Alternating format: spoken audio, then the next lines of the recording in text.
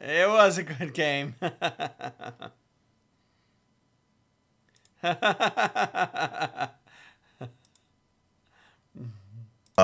No, that was a great game, though. It was. It was exciting, and I, man, I tell you what, I was on pins and needles. The whole third period was. Uh, I really thought we were going to lose. That shot by Pasternak that hit the post Oh yeah, and was and in. and Krug walking in late in the Yeah, third. yeah, That yeah. That was. Lundqvist kicked out that save. Did you have the Yeah, Bruins feed on that on your TV, or did you yeah. get? No, it was Nesson on center ice, Oh, okay. which those guys do a good job. I like your announcers. Hell, there's a lot of Boston fans that don't like our announcers. Oh, yeah. Well, I mean, multiply that by 5 when you talk about the Rangers fans that don't like it. You know what? It really is terrible. If you listen to Blue Shirts Underground, Yeah. they literally rip Sam Rosen and they. Oh, it's terrible language. They really. Oh man, if I was Sam Rosen and I heard that, you know, I'd be pissed. You know. Well, I'm sure the guys in the real press don't care about us lowly podcasters. Yeah, it's probably true. Yeah. So yeah. All right. Well, I'm ready to roll. Did you if you refresh your show notes? Yes, I did, and I see you got it all updated. Yep. So yeah, um, yeah, I'm ready to go. Yeah, Okay. I'm ready to go. Okay. All right, let's do this thing. Because right now it's quiet in my house. My wife is in bed. She works at 4 a.m. Oh no, she gets up early too, huh? And both my kids are working, so. Oh wow. And they'll get home about 10:30, so. We should be done by then, though. Yeah, yeah. There's a fight coming on at 10 o'clock, but whether we get done or not, it's neither here nor there. We should be done by then. Yeah. You watch David Lemieux?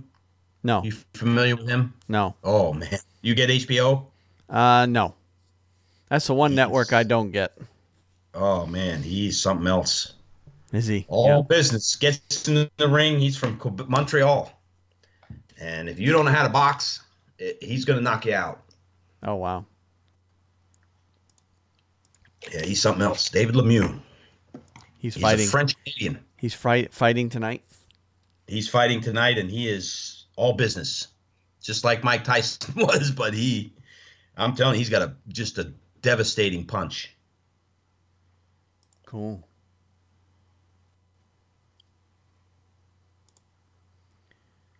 All right. I'm ready. Okay.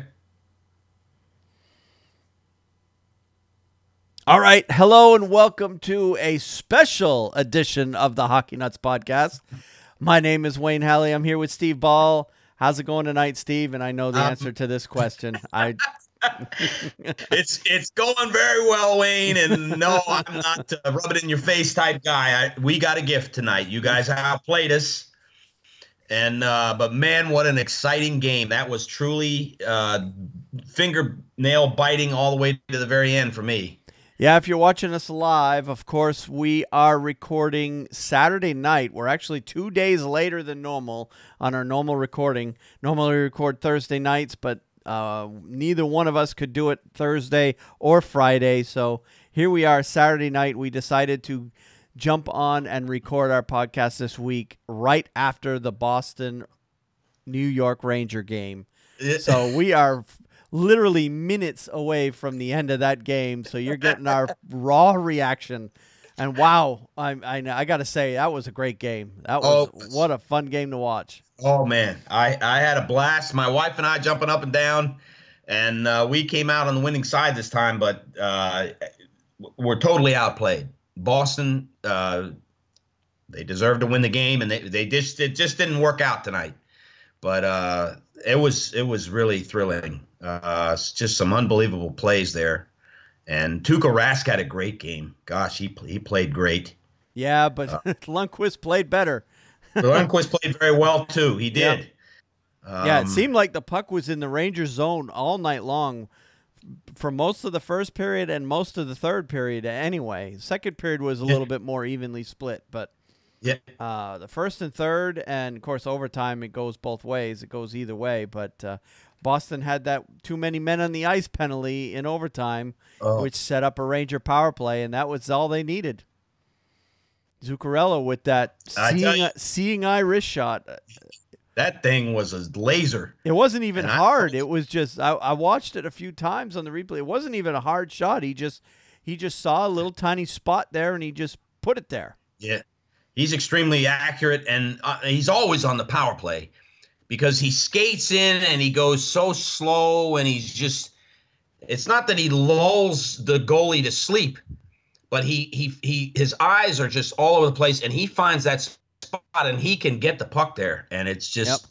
He has tremendous hand-to-eye coordination, and it didn't surprise me that puck went in. Yeah, he picked a spot, and that was all she wrote. Right over Tuukka's shoulder. That hole over Tuukka's shoulder couldn't have been any bigger than a softball. Oh, it was. And he fit that puck right in that small little hole right over his shoulder. So unfortunately, Boston comes out on the short end of that one. Although I think they definitely, I would agree with you, outplayed the Rangers in that one. In fact, I want to look up the shots on net for that game. It had to have gone Boston's way. I think so. Yeah, wouldn't be surprised if it was maybe 10 shots more than we had, easily. Third period alone, you probably had a 10-shot advantage. Yeah, shots on goal 35-28 for Boston. Yeah. A little closer than I thought because it seemed like the play was in the Ranger end. Like I said, way more than the other way around. Absolutely. Yeah, no question. But at least Boston gets a point out of it anyway. I like the Nesson feed. Who's the main announcer you have? Jack Edwards. Jack Edwards said, you take all your other sports, take them. I'll take hockey every time. It was after, it was right in the end there. I think it was the shot. Was it Krug that rang it off the post with like 3 minutes to go? Or Krejci is the one that rang it off the post. Yeah. Yeah. And he's like, you take all the other sports, I'll take boxing. I'll take hockey. It was really, really exciting, thrilling game. If you're a hockey fan, you had to love that one, man. That was a great game. Yep. Yeah, it was a fun game. I'm still pissed that we lost, but you got a point, and yep. But you deserve to win. I agree. Yeah, overall, Boston's playing well right now, so that's the great takeaway on this. Yeah, they didn't get 2 points tonight, but Boston's playing well right now. But they're in the midst of a very, very busy schedule. They are in the midst of a 5 games and 7 night string. So. Oh God, yeah, I didn't know. Yeah, we just got off the 4 and 6 nights, and so I think that was, if you take into account the it was earlier in the week, but yeah, it's been a difficult swing for us too, and I guess it's been 3 games and 4 nights for us. So, yeah, but the win if you include the games going back to the 13th, the Bruins had a game on the 13th, 14th, and then of course tonight. And then they get tomorrow off, and then Monday and Tuesday they've got a game. So 5 games and 7 nights for Boston. So, and I guess that's what happens when Boston, going into that 5 game, 7 night string, Boston had played the fewest number of games in the league-wide so far this year. So, at some point they're going to have to catch up. Right. And that's essentially what is happening right now. So, and so Boston's got, in the first 3 of those 5 games anyway, that they've managed to eke out 3 points in those first 3 games. So not great, but not too bad either. They've been playing well in the process. So Oh yeah. All right. Well, before we get going talking about our teams and the rest of their weeks, I wanted to just let everybody know what we're going to be talking about tonight. We're not just going to be talking Bruins Rangers as our regular listeners know. We do talk all hockey teams, all hockey leagues, and we've got to talk about some big news concerning the future of the Hurricanes and the NHL expansion. I want to revisit that because we kind of touched on it. It was breaking right at the end of our recording last week. So we need to get on that a little bit further, a little bit more in depth. And of course, that's a little bit more than a week old, but we still want to touch on it a little bit more. And then, of course, the Board of Governors did meet last week as well. So we'll let you know what happened there. We've got a big TV network transaction that affects at least 12 NHL teams that I want to touch on. And then the brothers Subban played against each other. I want to talk a little bit about that game. And then, of course, the outdoor hockey season begins this week. In fact, it's tonight going on right now as we speak. Montreal is playing at Ottawa. They're playing an outdoor game, and at game time, it was 10 degrees above zero. Yeah. So unbelievable. One of the not the coldest outdoor game we've ever played. Remember that Montreal-Edmonton game, one of the first ones, it might have been the first one. At least in the modern era, the outdoor game, that was like about 10 below because it was played in January in Edmonton. Yeah, which we'll probably never do again. But tonight's game's pretty cold. I'm seeing players with hoods and referees with hoods and gloves. Although one of the two refs tonight is not wearing gloves, I got to give him props. Yeah, that's pretty darn. Oh. I just watched the Grey Cup in Edmonton a couple of weeks ago, and it was snowing then. Yeah, this game's in Ottawa, but it's cold in Canada right now. It don't matter where you go. Yep. And so yeah, it's quite a setting though. They're right by the Parliament building. If I had my TV on in the office, which I don't, it's not operational right now, but I would be watching it too, Wayne. Yeah. Well, I've got it on, but I'm not really watching. I'll probably watch the replay later on. And then, of course, we also got to talk about some college hockey. There was a lot of upsets over the past week. And we've got a bunch of injuries and other news and notes going around the league. So let's get going. First and foremost, as usual, we do talk about our teams. And let's get started with the Carolina Hurricanes since we started the show with the Bruins and Rangers game. Right. Carolina Hurricanes probably had the busiest of the three teams that we cover. Back on the 7th, they had a 5-4 overtime loss at San Jose, so they're on their West Coast trip still. A 3-2 overtime loss at LA 2 nights later on the 9th.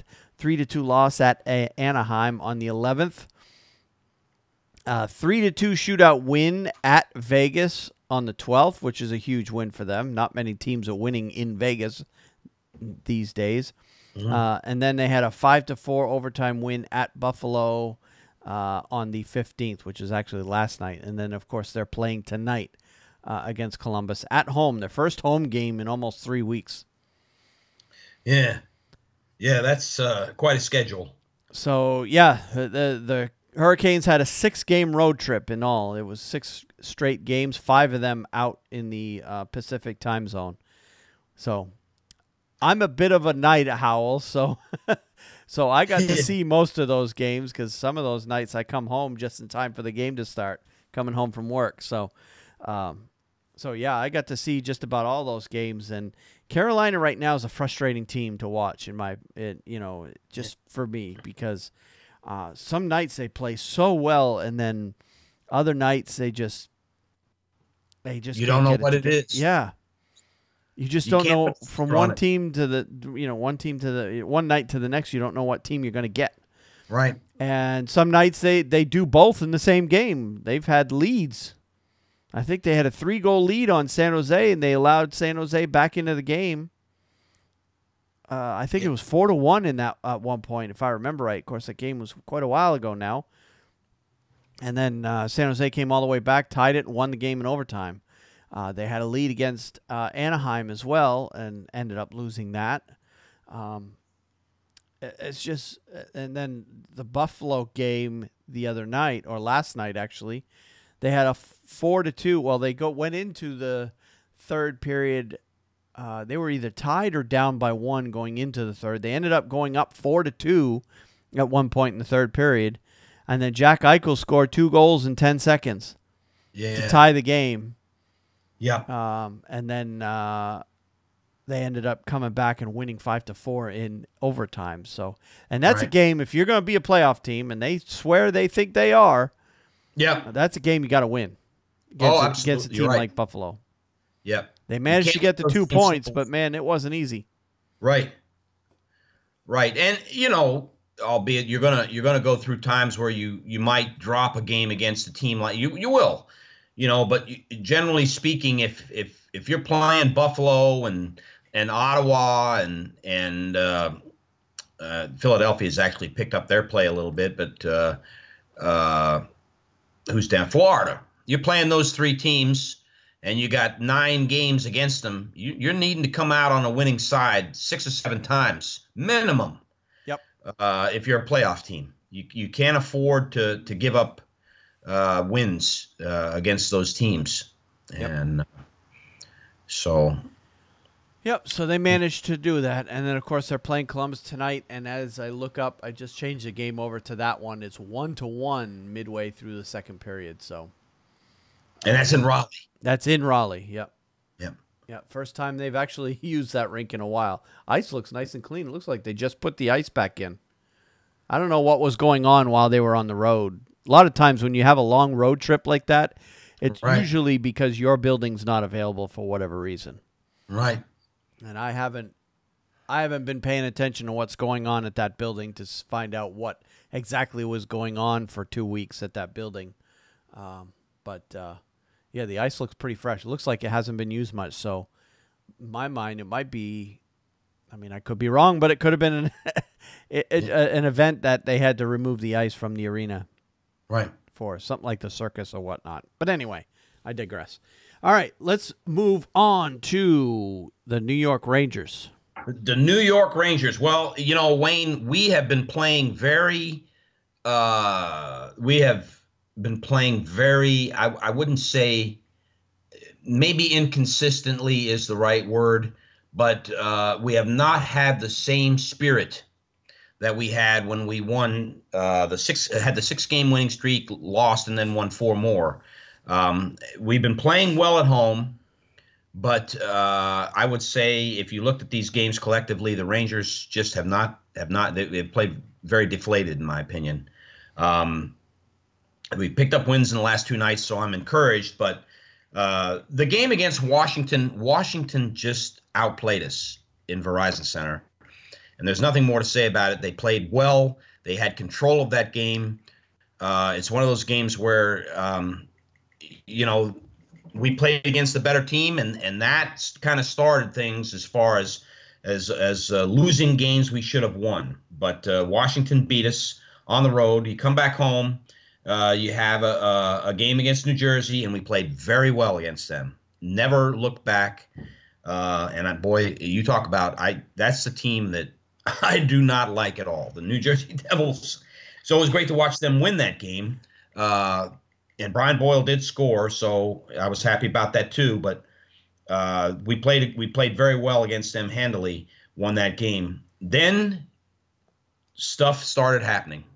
We played Dallas on I believe that was the 11th. The 11th, yep. And Dallas, the whole game, was in our zone. Poor defensive coverage, sloppy play by the Rangers, inexcusable mistakes. Dallas could have won that game 5-1. We were very lucky to get a point in that game by scoring a goal late in that game to tie it and then take it into overtime. But Dallas handily beat us that night, and we just did not play well at all. The next game was on the 13th, 2 nights later in Ottawa, and we played, I thought, just dismally bad. Ottawa was able to go up and down the ice, no defensive pressure into their own zone. And you know how Ottawa is. If they get a goal early in the game or in the first period and they get ahead of you, they're going into that trap. Yep. And that's exactly what they did. And so forget about scoring 5 or 6 goals on them. You're going to be hard-pressed to get 1 goal, much less more than that. The Rangers fought back to tie it up at 1. Then Ottawa scored and scored again early in the third period. And when they went up 3-1, I looked at my wife. I was like, you might as well just throw in the towel. Scoring 2 goals with that trap in the third period is going to be very hard to do. They scored 1, but just couldn't tie it. And we didn't play well. So, but these last 2 nights, the win last night against the Kings, which I missed that entire game at a Christmas party. But my understanding of that game is we played very well. They were packed house at Madison Square Garden, as it always is when we play the Kings. And Rick Nash scored late in the third period to give us a 3-2 lead, and they had an empty netter. But it was a good game. But we outplayed the Kings, and then we played a night against Boston and get outplayed, but are able to come out of there with 2 points. So I'm looking at it as I'm hoping they got this junk out of their system and can turn around now and start playing better. We're fortunate to be in a playoff position right now. That's all I can say. So that's how the Rangers played. Yeah, and I didn't see any of the Rangers game other than obviously the one today, but yeah. But I did notice that they have been kind of sputtering. That loss to Ottawa was very surprising to me. When I didn't see the game, I saw the score, and I'm like, wow, Ottawa beat them?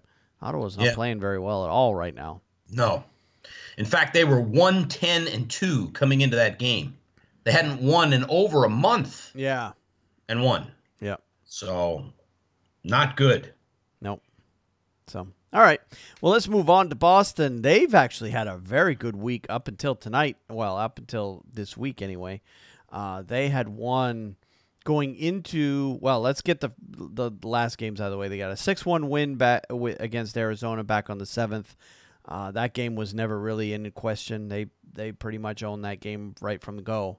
Then they got a 3-1 win against the Islanders on the 9th. That was a very good game. That team scared me because at the time the Islanders were playing as well as any team in the league. And then the Bruins ended up getting a win against them. And then they got the 3-2 overtime win at Detroit on the 13th in a game that well, thanks to the weather in Detroit, was very, very poorly attended. In fact, I've seen a lot of jokes where I saw one meme online where somebody posts, of course it's a Hurricanes fan, post a picture picture of the game with all the empty seats, around the game. They show the game going on and say, "Look at all the fans in Carolina." Oh wait, that's in Detroit. Okay, Detroit. It's time to move you to Quebec because your building is empty.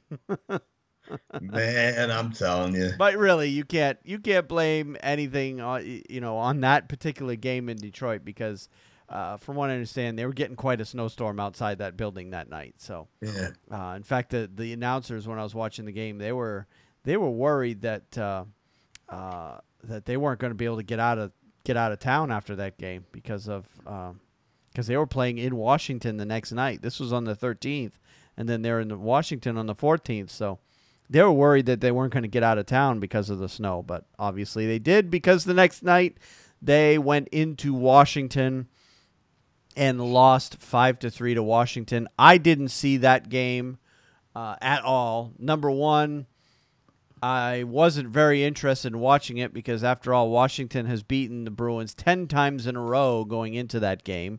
So now the streak is 11 against Washington. 11 losses in a row. I don't know what, Braden Holtby just owns Boston for whatever reason. Obviously, he's a good goaltender. You got to give him that, but Washington is playing the best right now in the Metropolitan Division. They are playing well right now, and Boston was too. Both teams were 8-2 in their last 10 going into that game, and Washington came out on top. And I saw the score updates because, the reason I didn't actually see that game, it's not that I purposefully avoided it. me and the kids went and saw Star Wars that night. So Oh yeah, okay.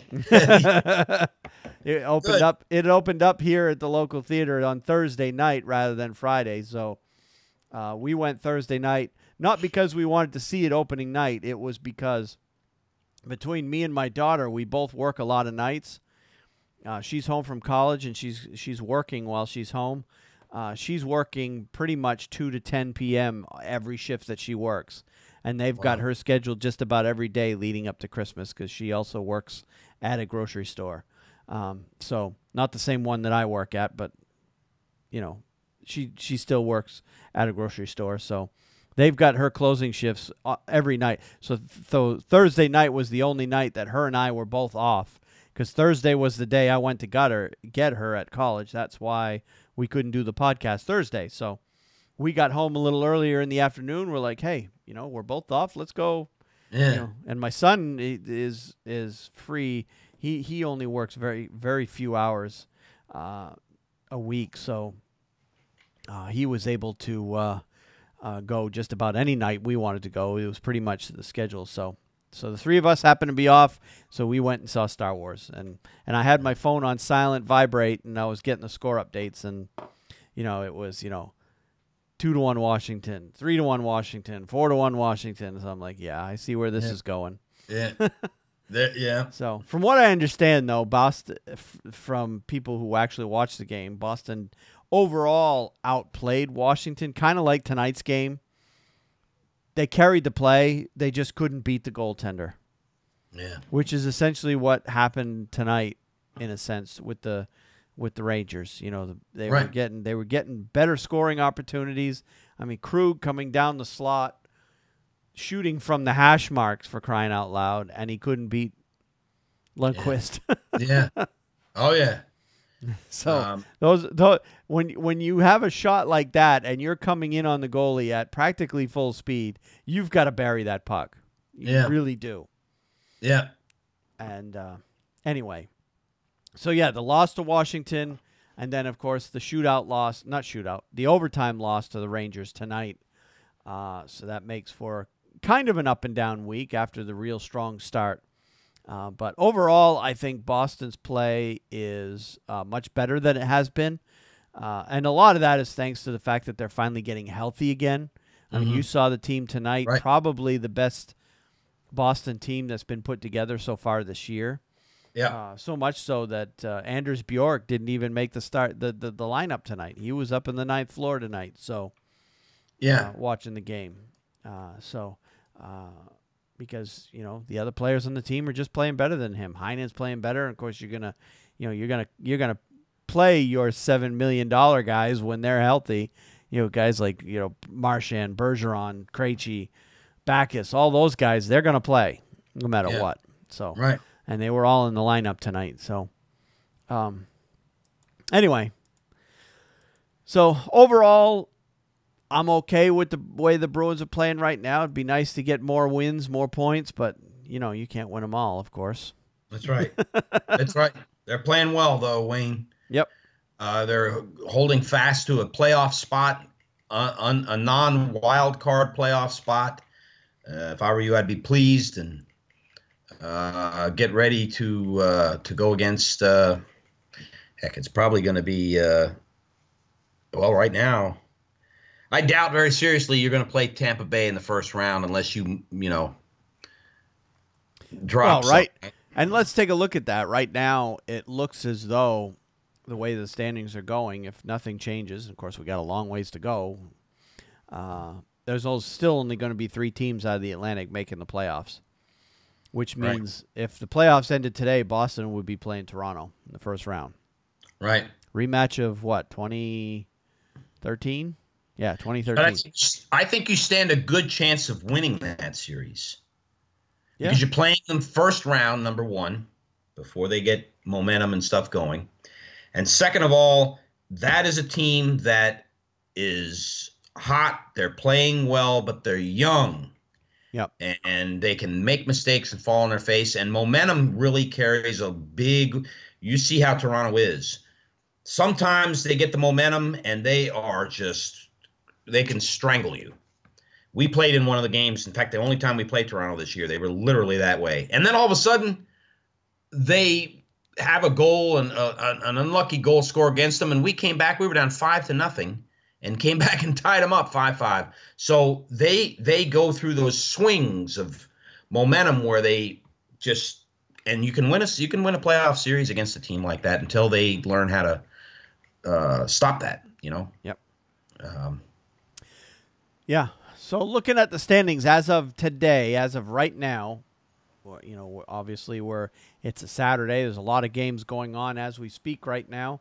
But as of right now, before these games got finished, of course, the Boston game is already in the standings. The Boston Rangers game, anyway, and plus any other games that took place earlier today. But as of 8:30, anyway, on Saturday night, this is our standings are in the Metro. Your top three are Columbus, New Jersey, Washington. The top three in the Atlantic are Tampa Bay, Toronto, Boston. Your wild card right now are the Rangers and the Islanders. And then the playoff teams, or the teams that are on the outside looking in: Pittsburgh, Philadelphia, Carolina, Montreal, Detroit, Florida, Ottawa, Buffalo. And like I said, the fourth place team in the Atlantic Division is now sitting 5 points out of a playoff spot. That's Montreal, with three teams above them that they have to pass just to get to that ninth spot. Yeah. So. Yeah. Yep. Good point. So yeah, the Metro right now is carrying the East overall. I think it'd be fair to say at this point, right this second, that best division in hockey. Oh yeah. Because the last place team is Carolina in the Metro. Right. And they're in 11th in out of 16 in the conference. Yeah. And they're only 4 points out of a playoff spot. Dead last place, 4 points out of a playoff spot. Yep. And they're playing well. I mean, they are. They're still having trouble scoring, which is why they're not winning as often as they should be. But overall, they're playing well. They just can't bury the puck right now. I'm still thinking they're making the playoffs, Wayne. I have not relinquished that. I still think they make the playoffs, but as a wild card team. Yep. Well, they're winning. They're within shouting range of it anyway. Yep. So out west, your Central Division leaders are Nashville, St. Louis, Winnipeg. Your Pacific Division leaders are L.A., Vegas, San Jose. Wildcard teams, Chicago and Minnesota. And on the outside looking in, Dallas, Calgary, Anaheim, Vancouver, Colorado, Edmonton, Arizona. And right now, probably, Edmonton is still sputtering. Yep. We all expected them to play so well, but now they're 7 points back. Yeah. And I'll tell you and Chicago and Minnesota have a game in hand on them. So it's not like they've played fewer games. Another 2-3 weeks go by. I don't think you're looking at Edmonton making the playoffs anymore. But I'll tell you who is very, very impressive with their play, and that's the Calgary Flames. And Johnny Gaudreau is just have you been watching him play recently? He is just playing tremendous. Johnny Gaudreau is a tremendously gifted guy with the puck. His stick handling, his passing ability, playmaking ability might be unmatched in the West. Yep. And they are a fun team to watch. They are a fun team to watch. They're a very talented team. Excellent, and they got a great defense. It's not that they have the offensive ability. They have a very good defense. Yep. And I see them really making a push this year in that Western Conference. Yep. It's a logjam there again. There's the Vancouver Canucks. Although they are falling in the standings, they're still only 3 points out of a playoff spot, and they're in that 12th spot in the conference. So there's only Colorado, Edmonton, and Arizona below them, and they're only 3 points out of a playoff spot. So, like we said, long ways to go before the end of the season. That's right. But here we are. We're approaching the Christmas break, and things are just as tight as ever. All right, let's move on to some of the stories we've seen coming around this week.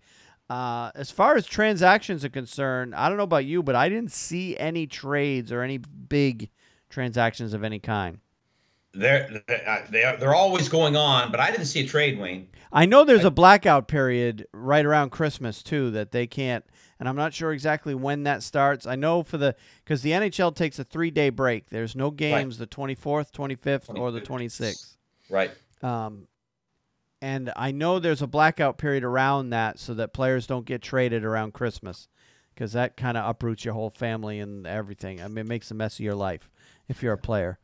So there is a blackout period. I don't think we're there yet, but I know that there is a blackout period. So it may just be, teams are still in a wait and see mode. There's really only, I would say, realistically, there's really only probably Florida, Ottawa, Buffalo, and Arizona are out at this point and probably should be making moves to get ready for next year.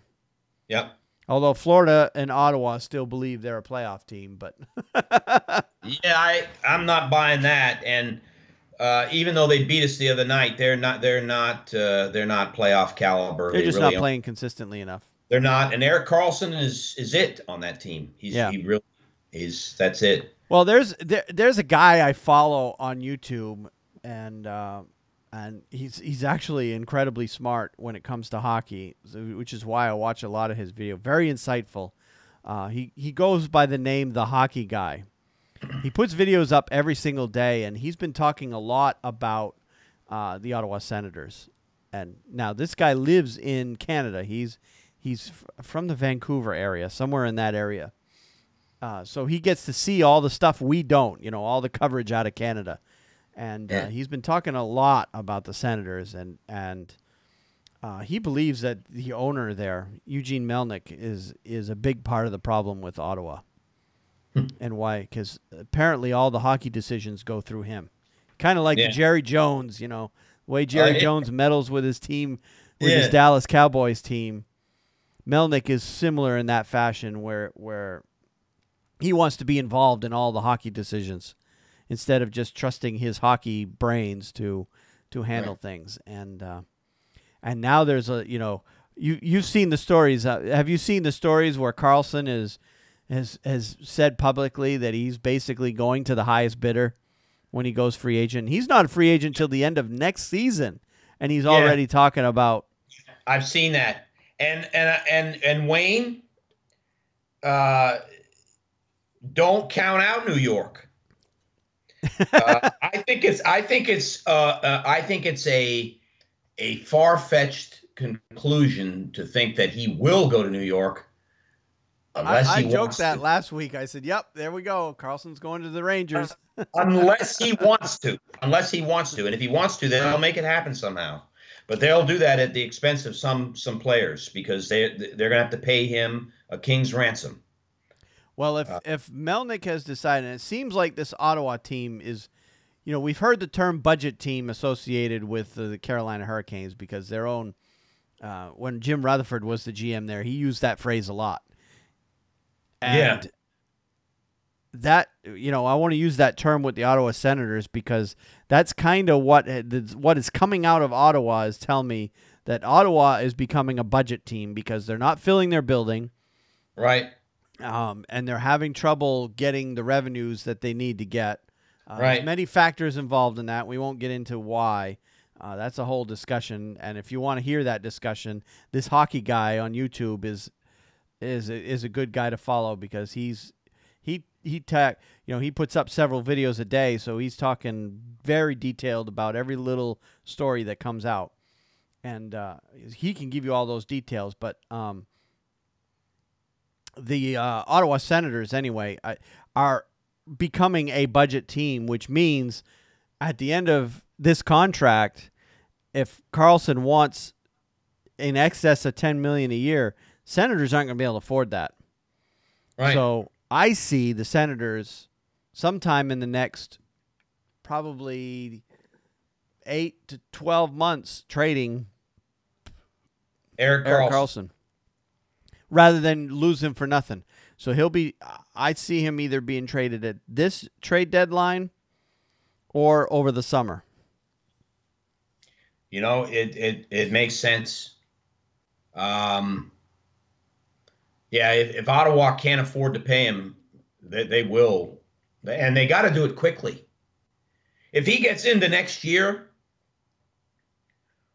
I don't think they trade. I don't think they're going to have trouble getting anything. And boy, what buffoons they would look like. Well, if Eric Carlson got away for nothing, you know. Yeah, if they're gonna trade him, they're gonna have to. The sooner they trade him, the more they're gonna get for him in return. For Ottawa, right.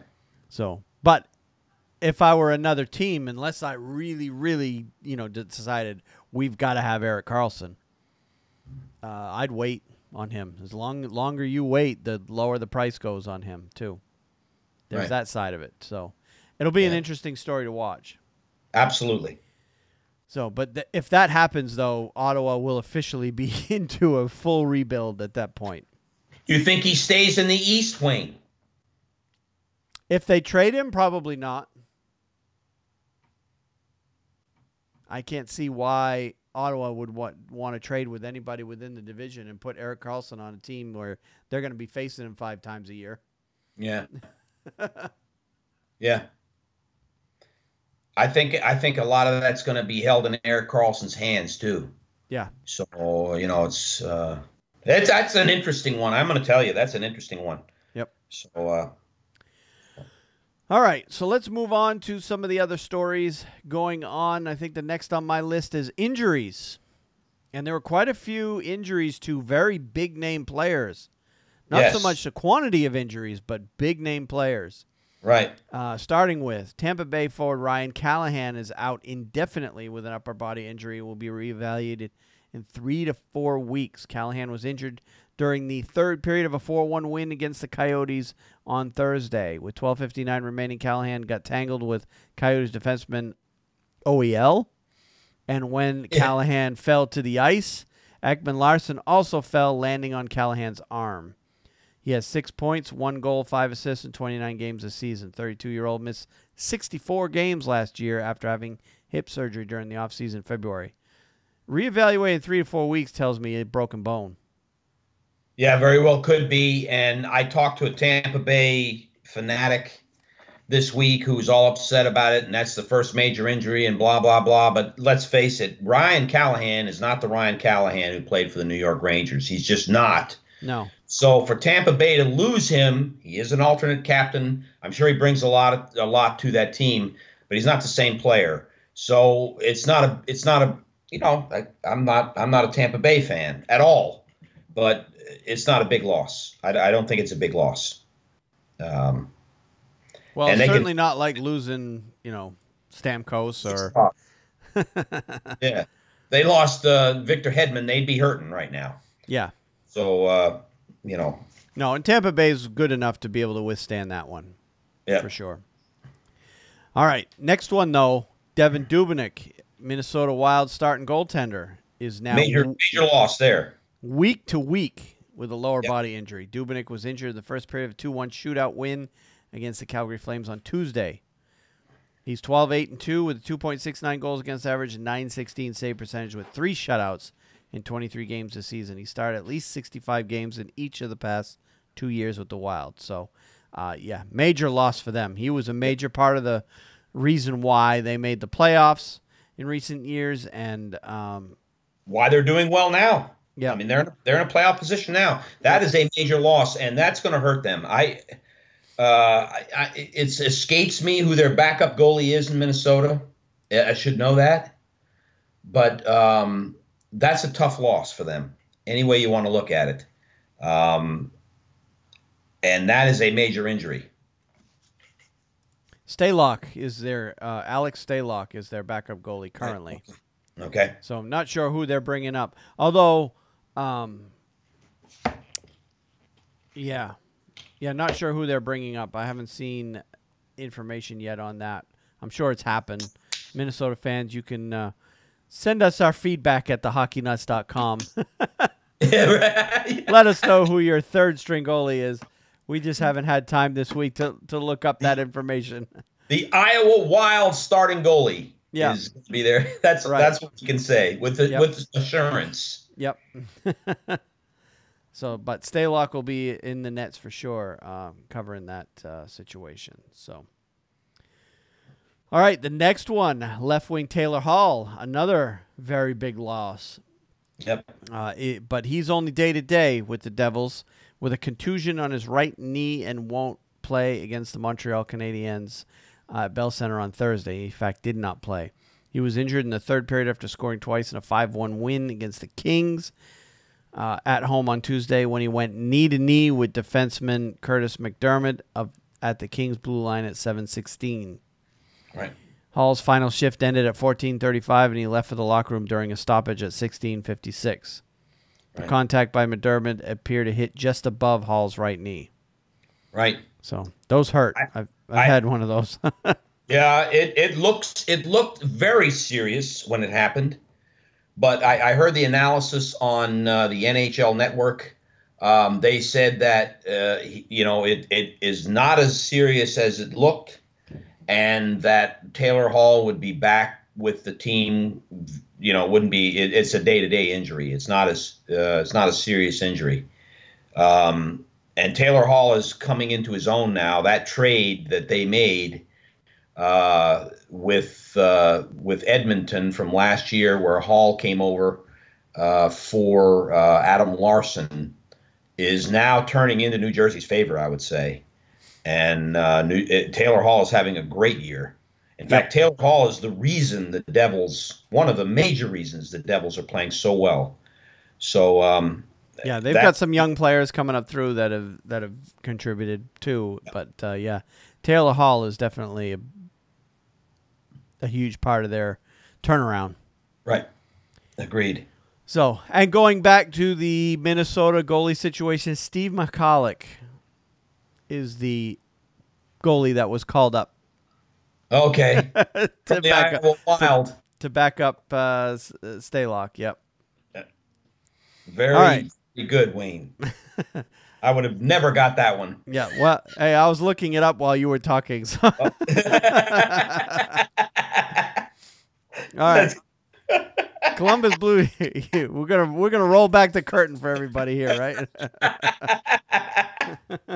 All right. Columbus Blue Jackets center Brandon Dubinsky will miss 6 to 8 weeks with an orbital bone fracture sustained against the Edmonton Oilers on Tuesday. Dubinsky was injured on a fight with Oilers forward Zach Kassian with 1:35 remaining in the 7-2 loss. Dubinsky, who's 31, has 12 points and is +5 in 31 games this season. Dubinsky has 420 points in 731 games over 12 seasons with the Rangers and Blue Jackets. Not a smart situation going against Zach Kassian. Yeah, that guy can throw him. Yeah, he is a beast. And I'll tell you, Brandon Dubinsky has never backed down from anybody, though. He is a he's a tough guy, man, and he'll get his butt kicked, and he'll get out there and do his best. I know he despises Sidney Crosby, I can tell you that, and from his days in New York and in Columbus. Yeah. So he'll drop the gloves with just about anybody, whether they're the best player in the game or not. Oh. And but Zach Kassian, that's like picking a fight with Milan Lucic in a phone booth. You're not going to win. Yep. So and in this case, Zach Kassian literally broke his face. So yeah. So Dubinsky will have 6 to 8 weeks, and even when he does come back, he'll probably be wearing the full cage. Yeah. All right, Anaheim Ducks forward Corey Perry is week to week with a lower body injury, sustained a 3-2 win against the Carolina Hurricanes back last Monday. Coach Randy Carlyle said the Ducks will have a better timeline for Perry next week. Perry left the game against the Hurricanes at 13-14 of the first period after his knee struck Hurricanes forward Jeff Skinner's leg in a collision in the Carolina zone. Perry was face down on the ice before limping to the bench with the help of trainers. Perry's injury is the latest for Ducks, who are in 5th place in the Pacific Division, 10 points behind the Kings.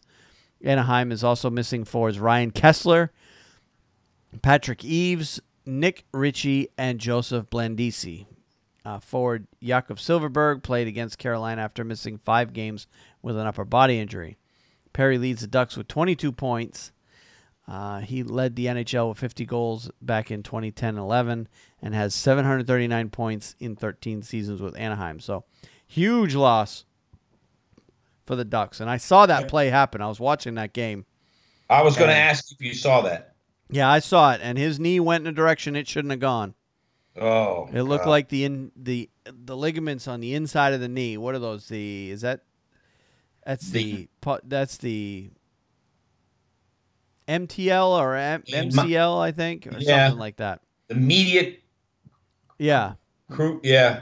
Whatever. I don't know. I'm not an orthopedist, but yeah, I know what you're talking about there. But his knee or he collided with, and it was not intent. There was no intent whatsoever. It was just two players didn't see each other, collided with each other.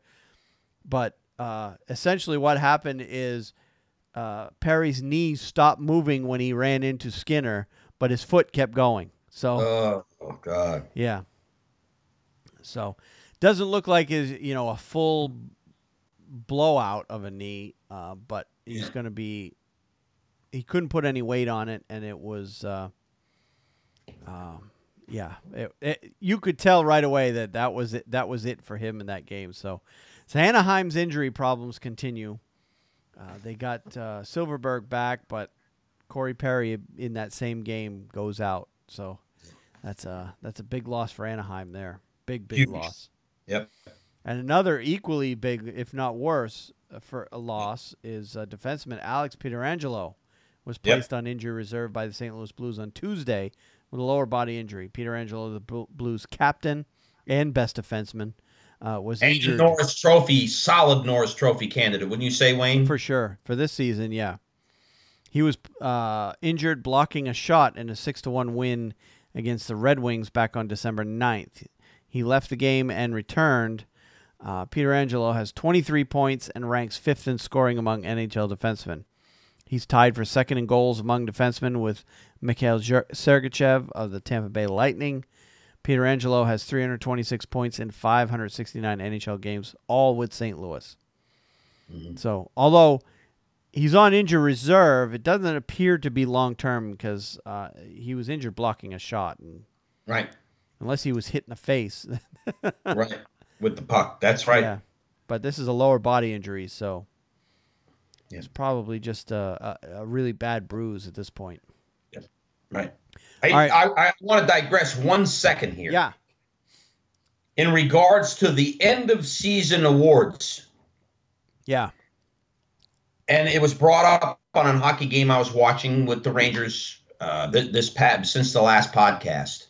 And the point was made that they were talking about Alex Pietrangelo as possibly the Norris Trophy candidate, Kevin Shattenkirk being, but they were saying, a guy like Ryan McDonagh will never win the Norris Trophy, and it's true, he never will. And the reason why he won't is because he's a stay-at-home defenseman that does not score very much. Mm-hmm.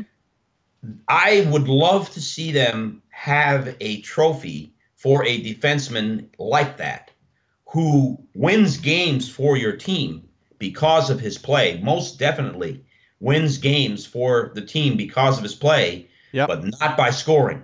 Yep. Because of his rugged defense. Maybe kind of a best defensive defenseman award. Right. The best defensive defenseman award. That's correct. Yep. A guy who doesn't have the assists and the goals. Yep. Yeah, unfortunately, this day and age, though, a lot of those awards are tied to numbers, and it's hard to quantify that value. Right. It really is. If you wanted to take, I don't know, I know they track block shots nowadays and all this other, all these other analytics, takeaways, and that kind of stuff, hits. Right. I guess if you wanted to include some of that, I don't know how you would quantify that, but I can think of the number of times this season alone, and I'm picking Ryan McDonagh because I'm a Rangers fan and I'm biased, but I can think of the number of times where I've seen the other team get the puck and it's a breakaway.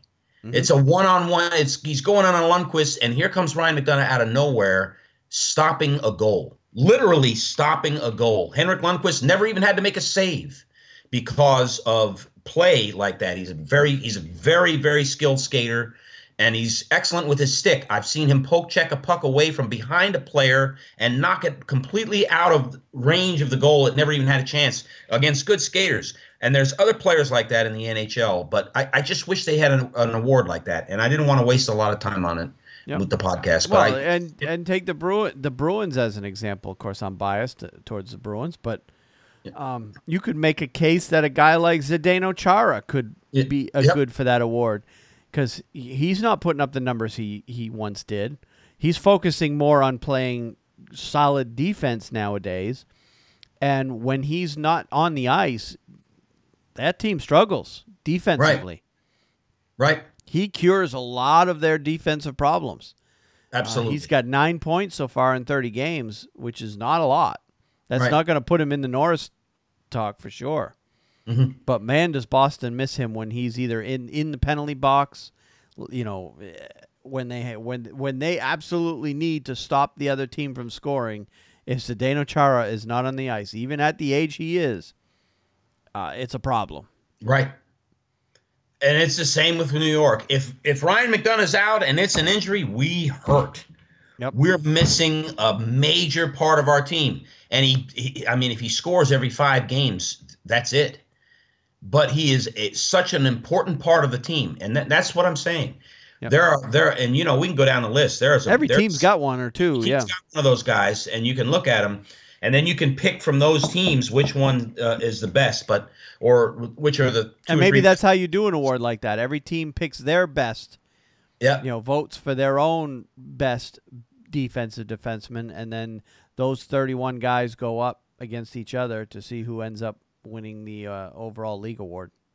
Right. But yeah, I would like to see an award like that too. So if anyone at the NHL office is listening, you're welcome. Very good, Wayne. Very good. All right, back to injuries. The last one I had for this week is forward Jaden Schwartz was placed on injury reserve by the St. Louis Blues on Sunday with an injury to his right ankle that will keep him out for at least 6 weeks. Schwartz was injured blocking a shot by defenseman Mike Green and was helped off the ice with 2:51 left in the first period of the Blues' 6-1 win at Detroit on Saturday. He's scheduled to be reevaluated in 6 weeks. So, Blues are playing very well. They're one of the best teams in the West, but they just lost 2 of their better players. Absolutely. Yep. Jaden Schwartz, very, very needed on the St. Louis Blues. And I tell you what, they're a team that has a great cast, but how deep are they, Wayne? Would you say they're a deep team?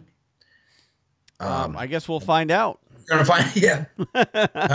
find, my answer would be no. Yeah. But if you put them up against the Nashville Predators, I think Nashville's a deeper team. But I guess we're going to find out, aren't we? Yep. We found out the Los Angeles Kings are a deep team. Yeah. For sure. They don't have Jeff Carter, and they might not have him back before the All-Star break. But they're still rolling. They're rolling. Yep. We'll find out for sure. All right. Well, let's move on to suspensions and fines then. I only had one for the week. Ottawa Senators forward Alexander Burrows has been fined $5,000, the maximum allowable under the collective bargaining agreement for roughing San Jose defenseman Dylan DeMelo during NHL game number 454 in San Jose on Saturday, December 19th. The NHL's Department of Player Safety announced the following day.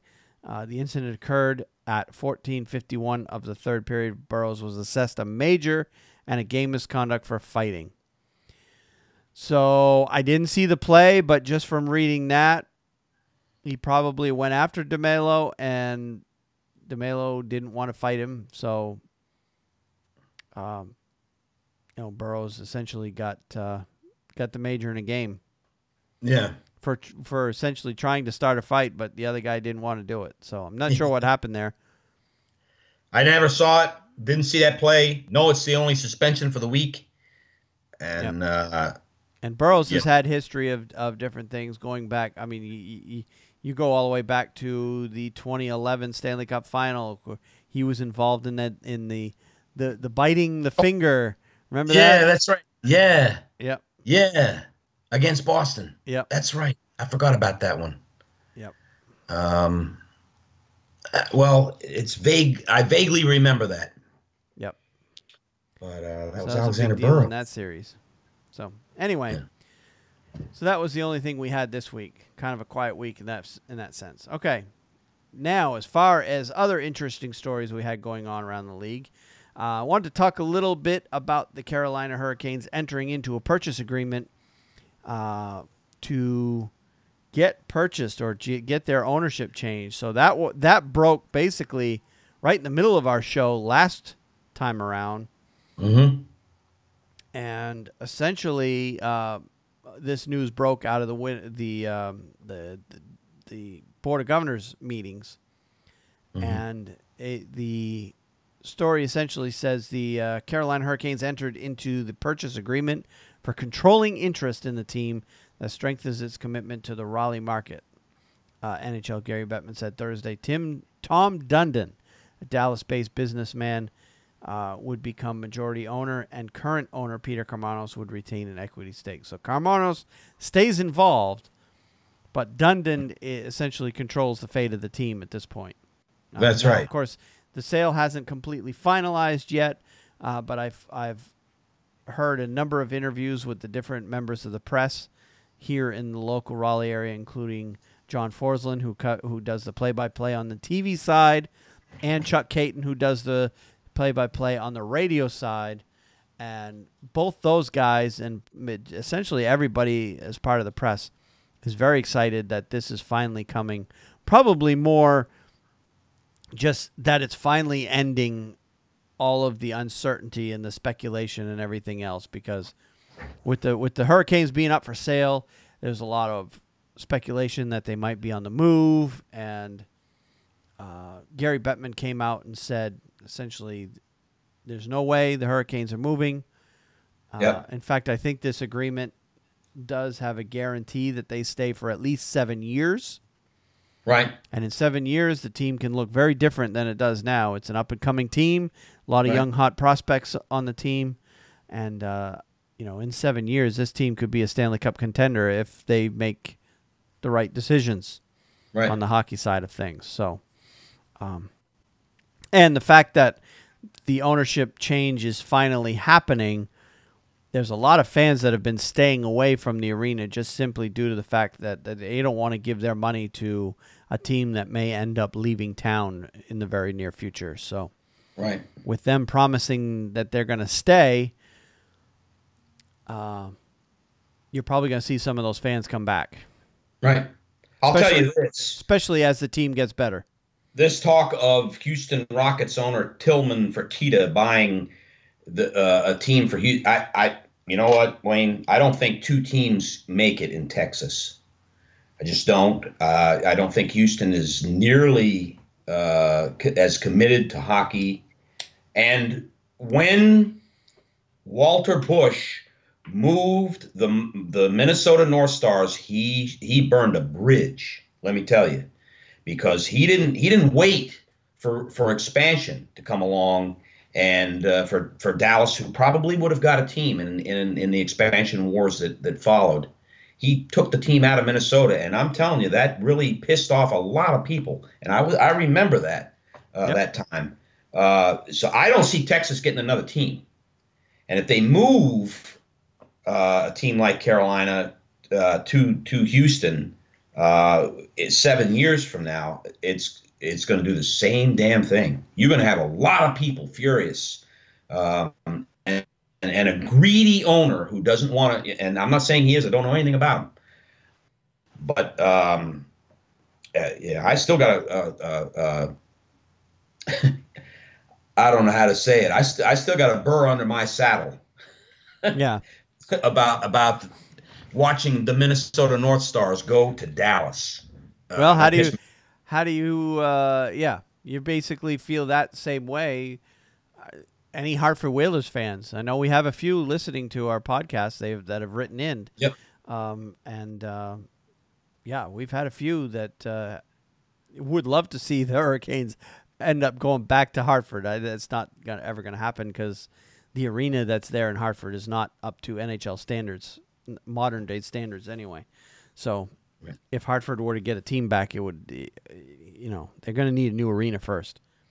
Because the NHL is not going to go back in the Hartford Civic Center or whatever the name of that building is now. I know it's got a new name now, but because the Hartford Wolfpack play there now, so it's an AHL arena, but it's not an NHL arena anymore. Right. So yeah, so it looks like Carolina's staying put for at least the foreseeable future, anyway. Right. And the word has also gotten out with all of the, all of this talk of this team that the Hurricanes are actually making money. Even though the building is not filling and not selling out, they turned a profit last year. Right. Right. So that's all any owner could want is to turn a profit. Right. It may not be a big profit. I don't know what the exact numbers are, but everyone in the know is saying that the Carolina Hurricanes are now, they weren't always a profitable team because they were giving away a lot of tickets or deeply discounting a lot of tickets just to keep the seats full. But when you do that, that means you still got to have more people in the arena to support the bigger crowds.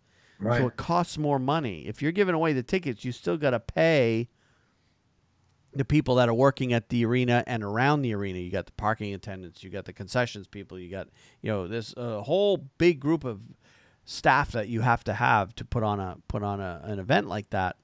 Right. And the Hurricanes put a stop to that when Mr. Waddell took over the business side of the team. He put a stop to all the free tickets and all the giveaways and that stuff. And now, obviously they're not filling the seats or filling the building anymore, but at least the people that are coming to the games are paying for the tickets that they have. Right. One way or another, whether they personally are paying for them or they may be corporate seats. Somebody's paying for the tickets. Right. That are going there. They're not giving away nearly as many as they used to. Right. And I read one article that basically they're down to the point where the only tickets that are being given away at this point are the tickets that they give to the players and the staff to give to their friends and family. Right. Those are the only seats that are essentially being given away nowadays. Right. So, all right. Well, let's go on to the next story. Another team news that broke right at the end of our last podcast. So for those of you who don't listen to us all the way to the end of our show, we did talk at the very tail end of last show that Seattle is now looking to have a team, and the NHL has granted permission for them to start the process, which essentially means first step in the process is to do an early season ticket drive to gauge fan interest. Right. And Seattle is not a traditional hockey or not a traditional NHL market, but it is a hockey market because they've had the Seattle Thunderbirds of the Western Hockey League there for years and years and years. Yep. And the proximity to Vancouver would make a nice rivalry there. Man, would be a nice rivalry seeing Seattle playing Vancouver. Right. In the NHL. How do you shake up the league to accommodate another Western team like Vegas? Someone's going to have to move to the Central Division, the way I see it. And probably, what wouldn't surprise me at all is if Arizona ends up in Houston and Seattle has a team. That would line up perfectly for the NHL. Right. Either way, Arizona might be the odd team out in the Pacific. What about Arizona winding up back in Quebec? I don't see Quebec getting a team. I really don't. The whole Quebec getting a team thing, I think, is just made up from their press. The press in Quebec City area is because it's a Canadian market, obviously. they're really, really pushing hard to get a team. There's an arena there, yes. But Gary Bettman said when he is on record as saying that he told that the officials in Quebec, go ahead, build your arena, but we're still not going to guarantee you're getting a team. The NHL views Quebec as a shaky market. They really do. It's not the biggest market. It would still be probably this. I don't know if Ottawa is smaller than Quebec or not, but Right. it would still be the smallest market in Canada. Right. And by far the smallest market comparing it to the U.S. markets. I just don't see. I think the NHL is trying to avoid Quebec. They're not coming right out and saying it, but I'm reading between the lines saying, look, they don't want a team in Quebec. They don't think Quebec is an NHL city. The reason I say that is because that puts Detroit back in the Central, and that's the only reason I say that.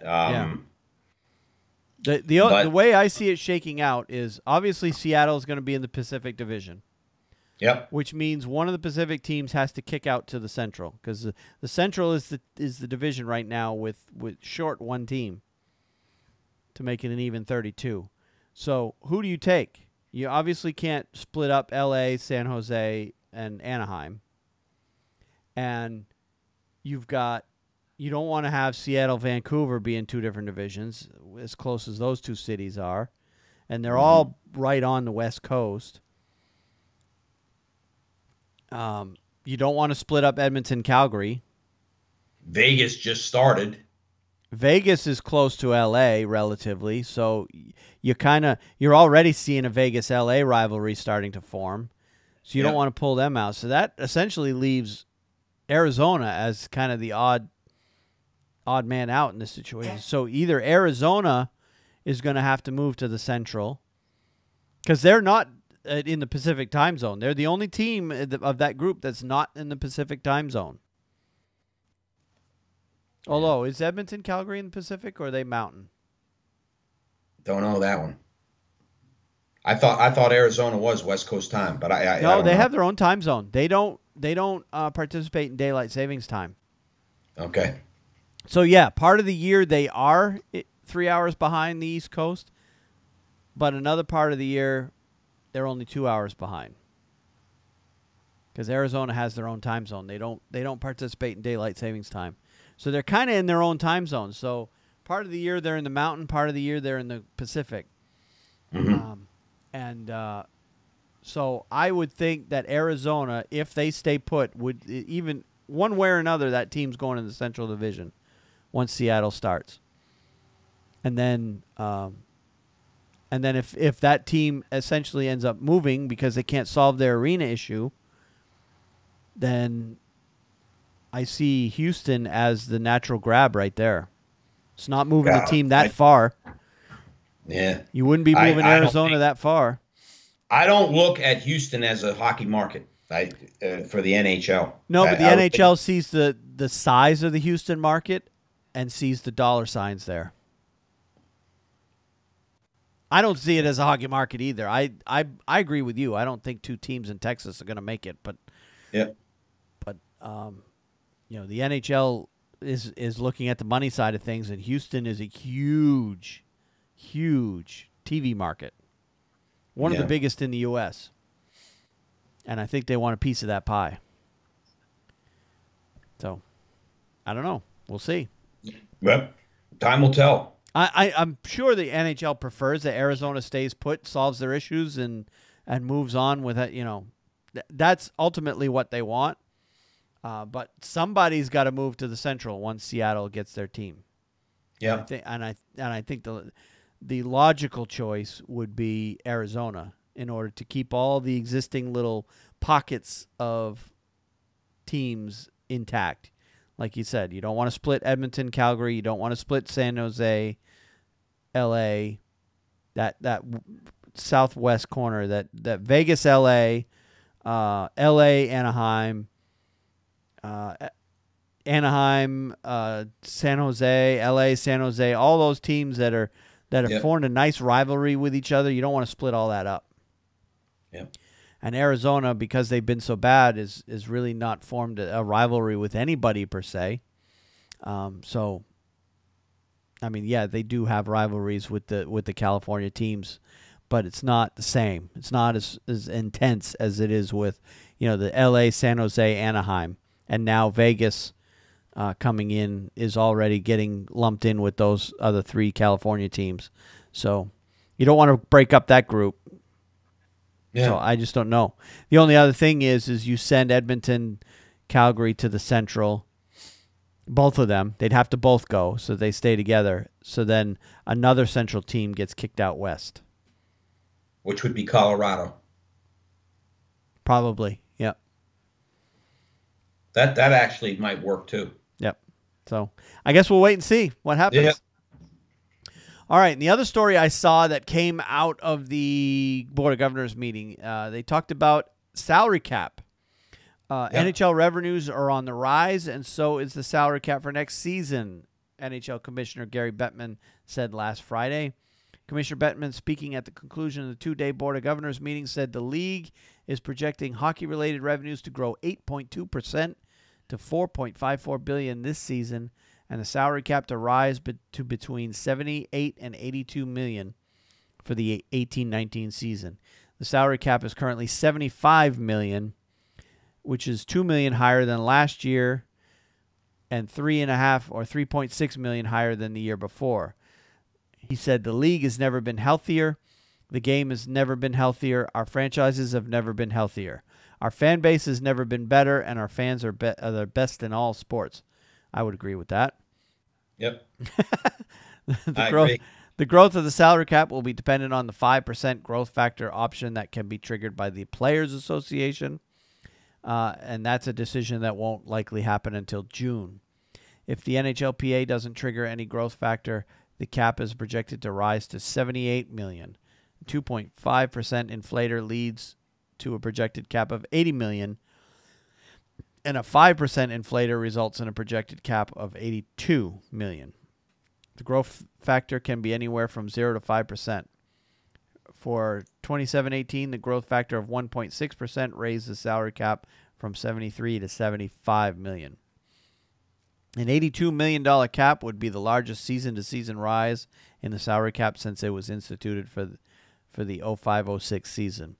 The cap rose $6.4 million from 2007-08 to the 08-09 season, which brought it from $50.3 to $56.7 million. So some teams will get a chance to sign some players if the cap goes up. Like Erik Karlsson. They're going to. That's going to take a big increase. I don't think the cap will grow that much. That's right. All right. So, yeah, that'll be a story we'll have to follow, obviously, probably at the end of the season. All right, there was a big, huge business side of things happened. Disney and Fox made a deal this week to acquire a massive package of 21st Century Fox's assets. And we'll talk about the sports side of things because there was all the sports regional networks were lumped in as part of this deal. So essentially what is happening at this point, or at least what everybody's projecting to happen, is you have all these sports packages or sports networks, these local sports networks, this Fox Sports, whatever, Fox Sports South, Fox Sports Southwest, Fox Sports, so on and so on. Well, there's 12 NHL teams that have their games aired on these networks. The Coyotes, Hurricanes, Red Wings, Panthers, Blues, Wild, Blue Jackets, Predators, Stars, Lightning, Kings, and Ducks all have their games aired on one of these Fox networks that has been now acquired by Disney, who also owns ESPN. Mm-hmm. So the obvious thing here is you're going to see those regional networks as it'll now be ESPN Southeast, ESPN Southwest, so on and so on. Right. So ESPN's going to be developing, at least, all the speculation is that anyway, will be developing their own set of regional networks. So, in a lot of uncertainty what may happen here. ESPN has not really done a whole lot to pursue hockey since they lost the hockey contract back in the day. I don't know how many seasons it's been, but it's been quite a while since you've seen a hockey game on ESPN. Mm-hmm. So true. I don't know. What's your take on this whole deal? I like the way Fox does things, but I see what's being said, and I guess it remains to be seen. That would mean that Fox would be completely out of the hockey picture. As far as the Fox networks, because they're selling all their sports now. Fox is retaining their television side of things as far as the broadcast network, Fox, and Fox News, and the major products that's under the Fox name still retain as part of Fox. They're just getting rid of all the smaller stuff. Yeah. Which all these Fox regional networks are part of this deal. So, there's 12 NHL teams, 15 Major League Baseball teams, and 17 NBA teams that have their games televised on one of these regional networks.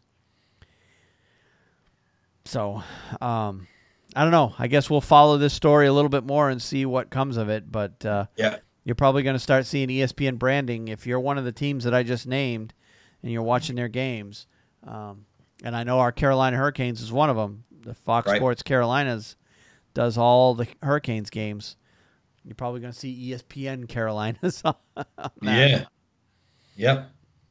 Which I'm sure ESPN's going to be happy with, but I'm wondering if they're going to keep these contracts going, because if ESPN owns the Carolinas network, I'm would be willing to bet that for the Raleigh market anyway, they would rather televise, Duke basketball, NC State basketball, UNC basketball games rather than hockey. Right. I agree. At least in this market. I agree. And I know they do televise a lot of every time Duke and Carolina plays, they're televising that game on ESPN. The primary college football and basketball are huge on ESPN. That's their, it's a big part of their focus. That could have some local implications for us in the future. And if they don't do the Hurricanes games, who would? There's no other competitor in this area. Right. I guess we'll just have to start our own TV network. Yeah. It's true. Because MSG is not going to come down here. No, neither is Nesson. Yeah. Oh, speaking of New York area, the Yes Network is actually part of that deal. Oh, okay. I guess they were owned by Fox. So,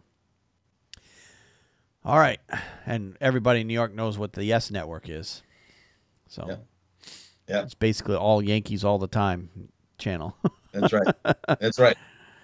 Yeah. All right. Now I've got a couple lighthearted stories that have come out over the past week. Did you see the Canucks fan who won a car?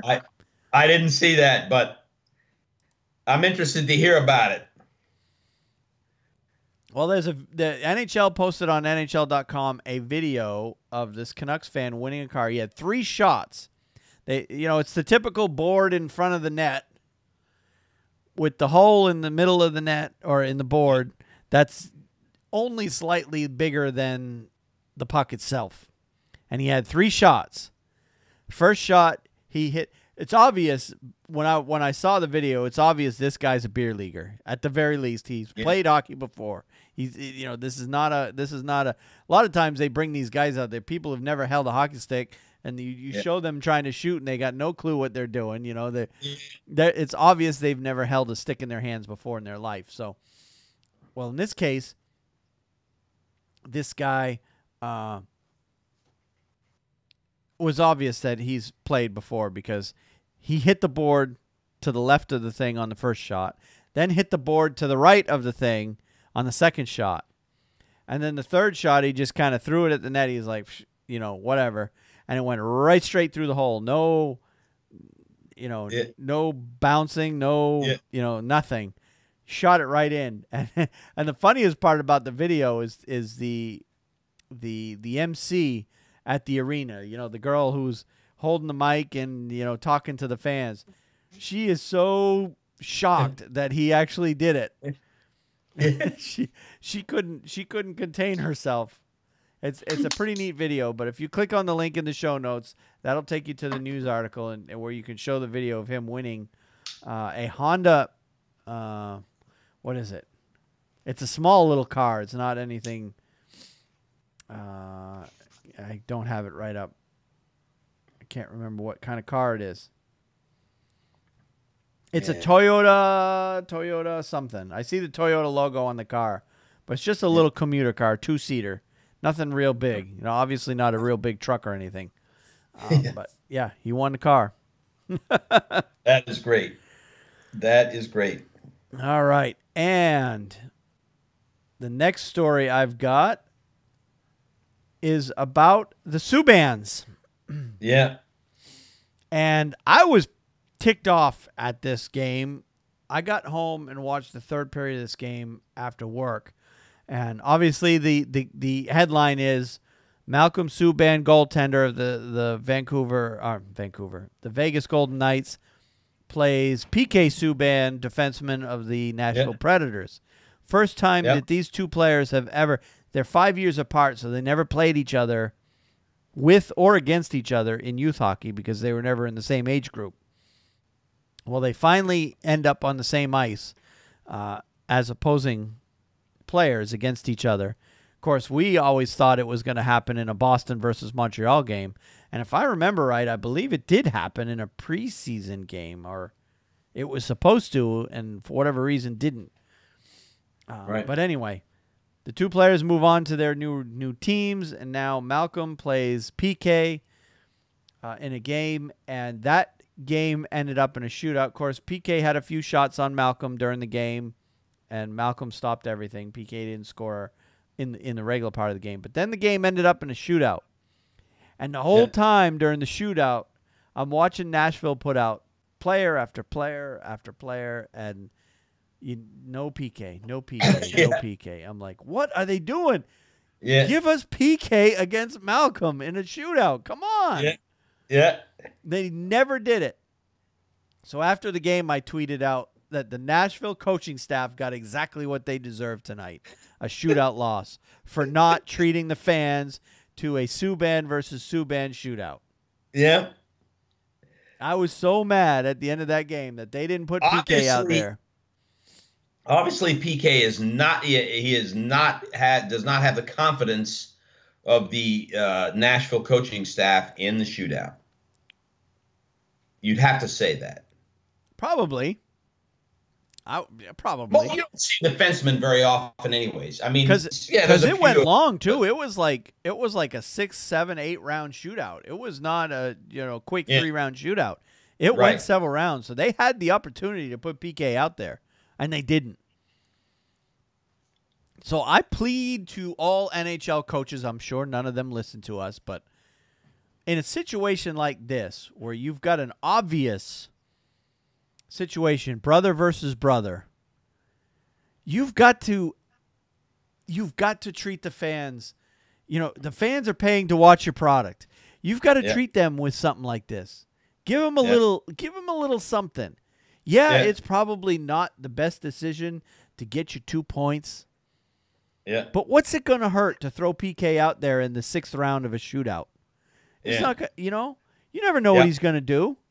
Absolutely. And as athletic as PK is, he's definitely athletic, creative player.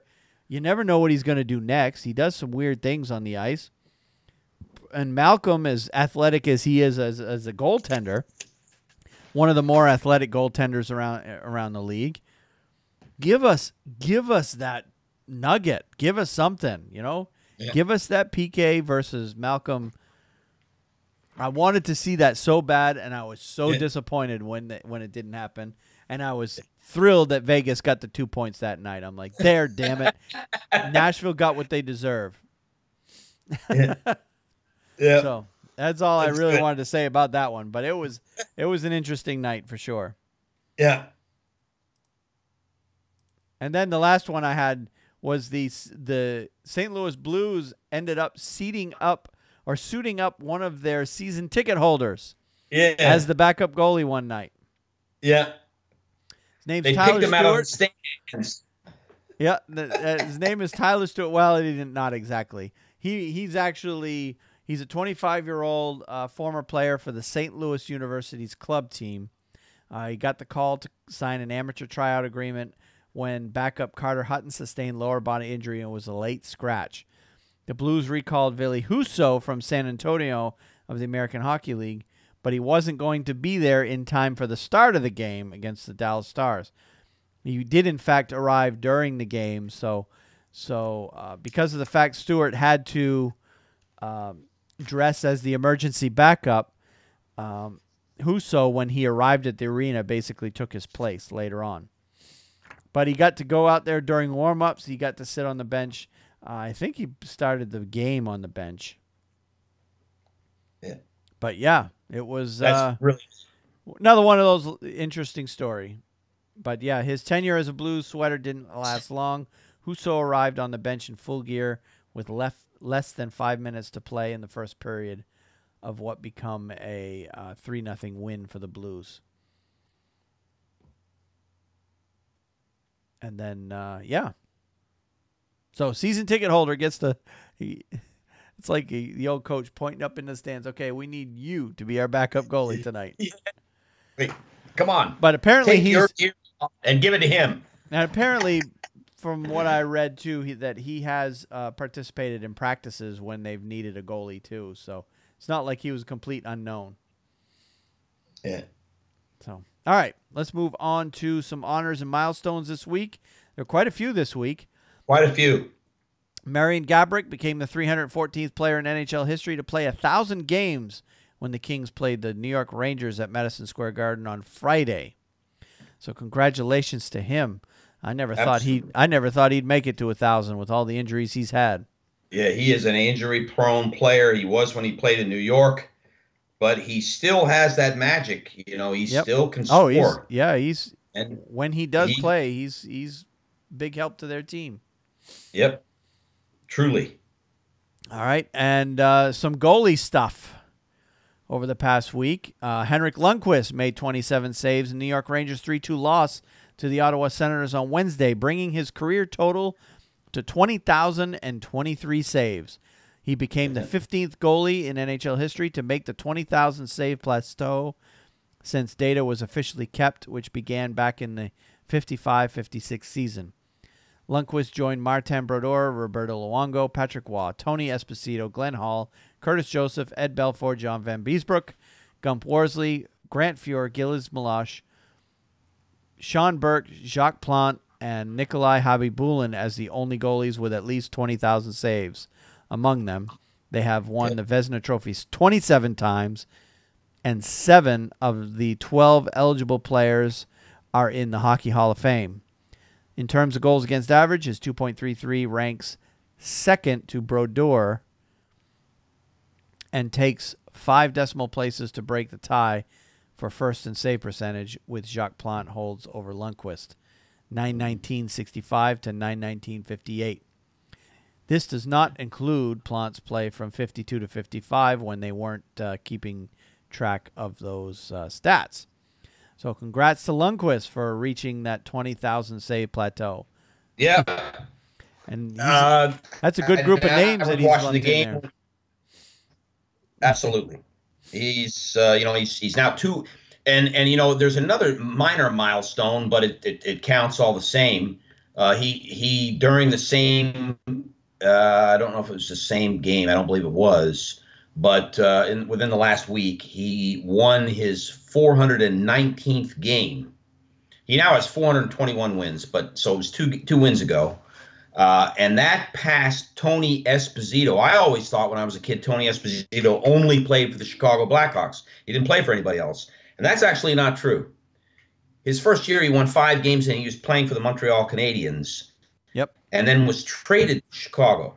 Yep. So he did play for 2 teams. Henrik Lundqvist has only played for 1 team his entire career. So when he won his 419th game, he surpassed Tony Esposito as the second winningest goalie all time with 1 team.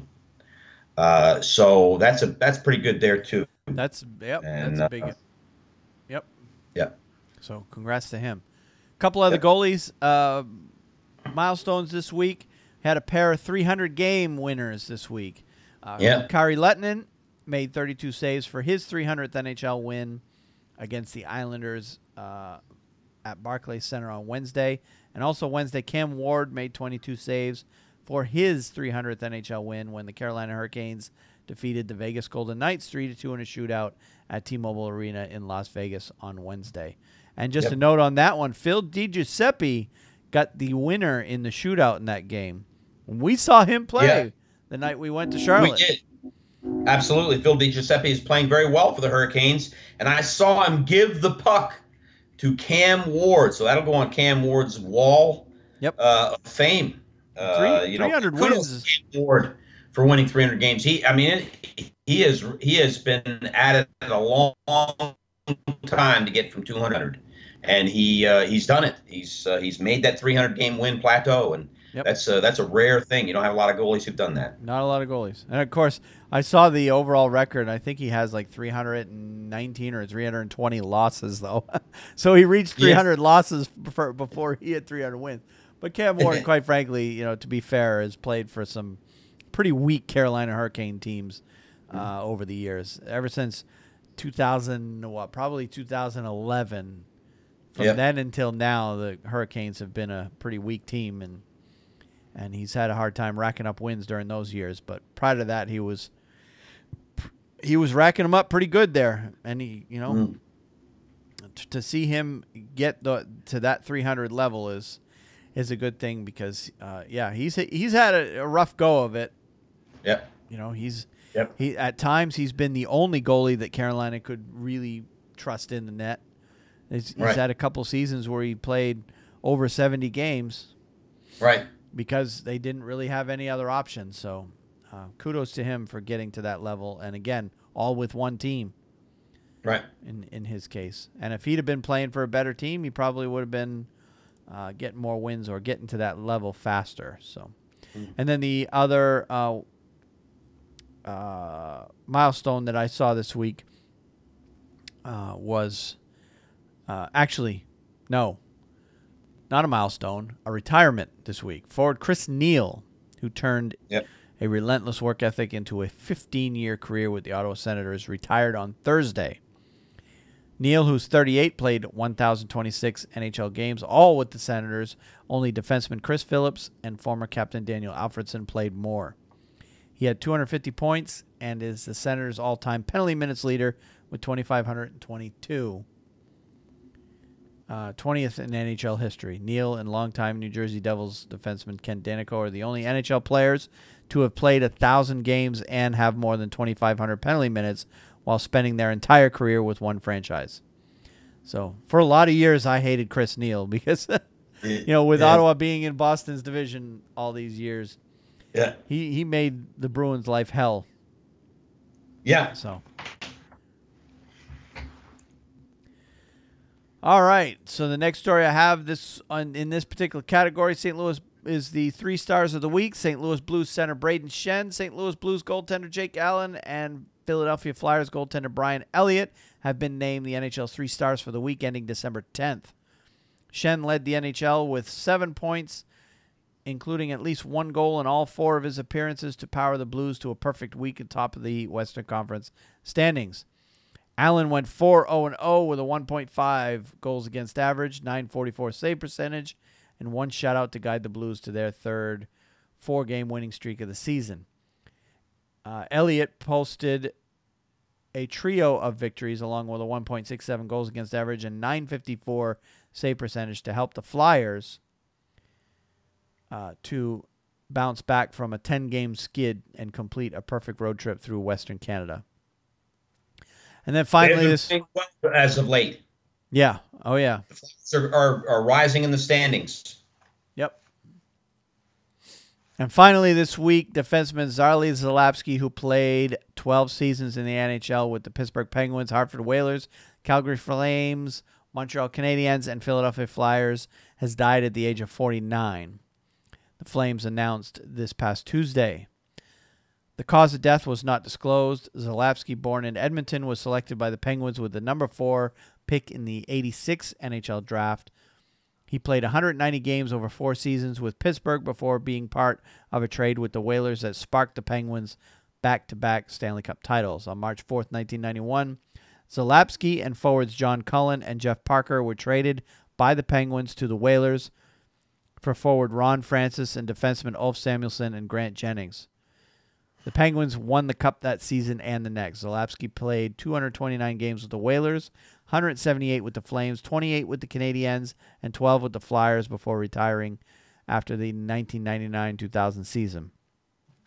Zalapsky finished his NHL career with 384 points in 637 games. Okay, so though they didn't announce, the cause of death, I did read that they're speculating. I think it was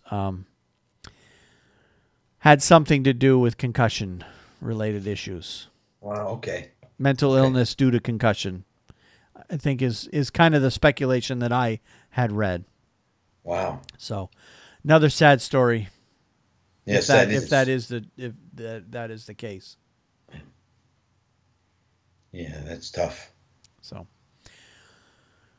all right, let's move on to our weekly power rankings.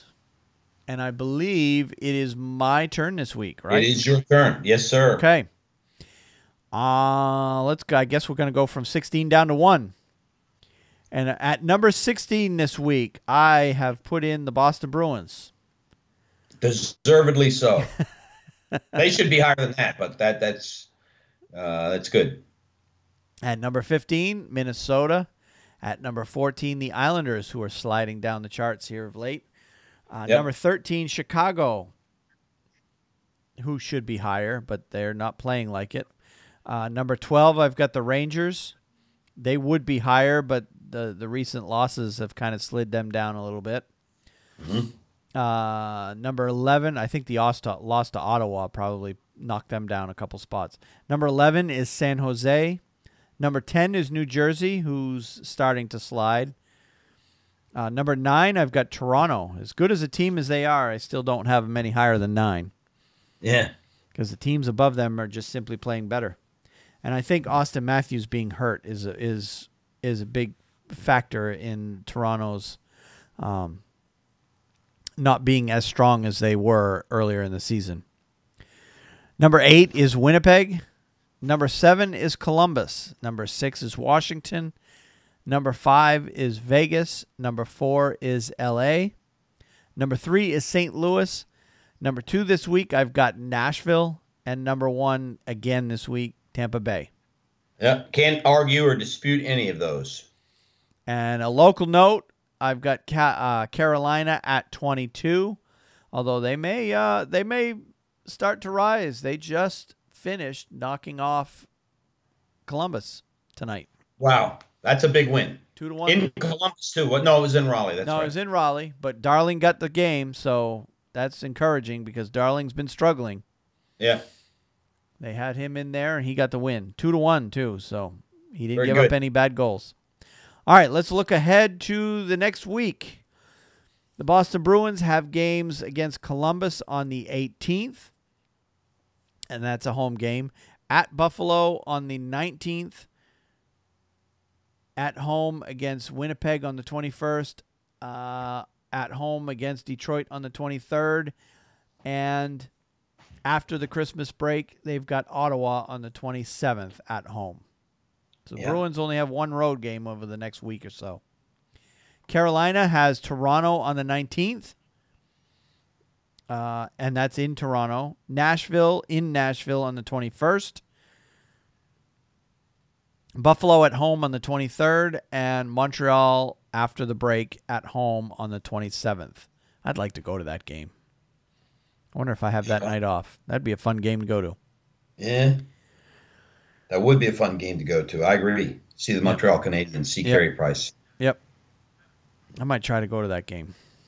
Could probably get cheap tickets. And then I can wave it in the face of the Montreal fans. Look what I paid. Look what I paid, $12 for these nosebleed seats for a Montreal Canadiens game. They can't go to their own building for less than a C note. No matter who they're playing. And no matter where they sit.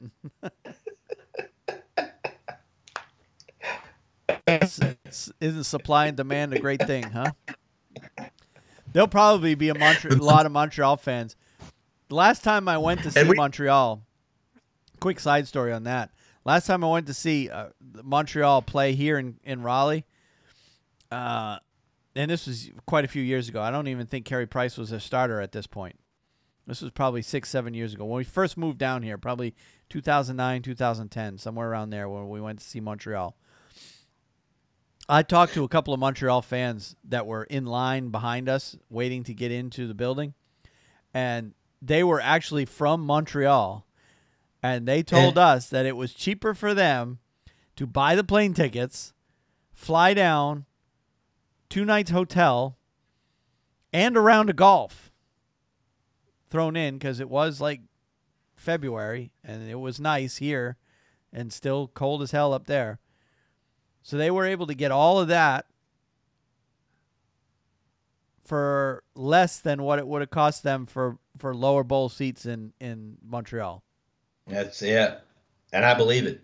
I believe that. I tell you what. Oh, it's just as bad in Toronto, too, from what I heard. Yeah, oh, yeah. It's bad in Toronto as well. So, yeah. So any Montreal fans, there'll be quite a few Montreal fans in the building that night, I'm sure. Some that will fly down from Montreal. Because, yeah, they can come down here and play a round of golf while they're down here before they head back up into the snow country. All right, what do the Rangers have coming up this week? We only have 3 games before the break, Wayne. We play Anaheim Tuesday night. We got a much-needed 2-day break. Then we play Anaheim on Tuesday. We go across the river and play the Devils on Thursday, and then back home to play the Toronto Maple Leafs next. Let's see, that's the 23rd, which would be, that is with Christmas being on a Monday. That is on Saturday night. Yep. And if you want to talk about in those 3 games, I really want to see them whoop up on Toronto. I really do. But I think those are 3 tough games. Any way you want to slice the pie. And then coming out of the break, they've got Washington. Coming out of the break, they got Washington. That's going to be an incredibly tough game. But the good thing about that is it's in the Garden, where they're playing very well. So, I'm hopeful that we can pull off 2 wins in those games. 3 would be great. I guess that's all I'll say about that. They need to bring it. Yep. So coming up, like you said, we've got the Christmas holiday break. So we've got games every day leading up to the break, and a very busy Saturday night on the 23rd. Then the NHL takes 3 days off, which I think is great. It sucks for us because there's no hockey to watch, but right. I think it's great that the players all get to go home, spend some time with their families. Nobody plays any games for 3 days, Christmas Eve through Boxing Day, and then everybody comes back to work on the 27th. So kudos to the NHL for doing that, because some of the other pro leagues make their players. And it's not just the players. Of course, they're getting paid very well, and they would probably have no trouble playing. But you got all the arena workers, too. Those people don't want to work on Christmas. Nobody wants to work on Christmas. Very true. So. All right. Let's move on to our minor league hockey minute. And you wanted to talk about the Hartford Wolfpack. I did. And, Wayne, I don't know. You've been to games in the Hartford Civic Center, and I don't want to overstep what you say. But what do you think about Hartford and the Rangers' commitment in the AHL, et cetera, et cetera, et cetera, whether or not they, I don't know if they ever won the AHL championship. But I'll let you. Well, as far as, let's qualify me attending games in the Hartford Civic Center. I've been there once. and I was 12 years old at the time. I went and Oh, saw okay. a Hartford Whalers against Edmonton Oilers game back in 1986.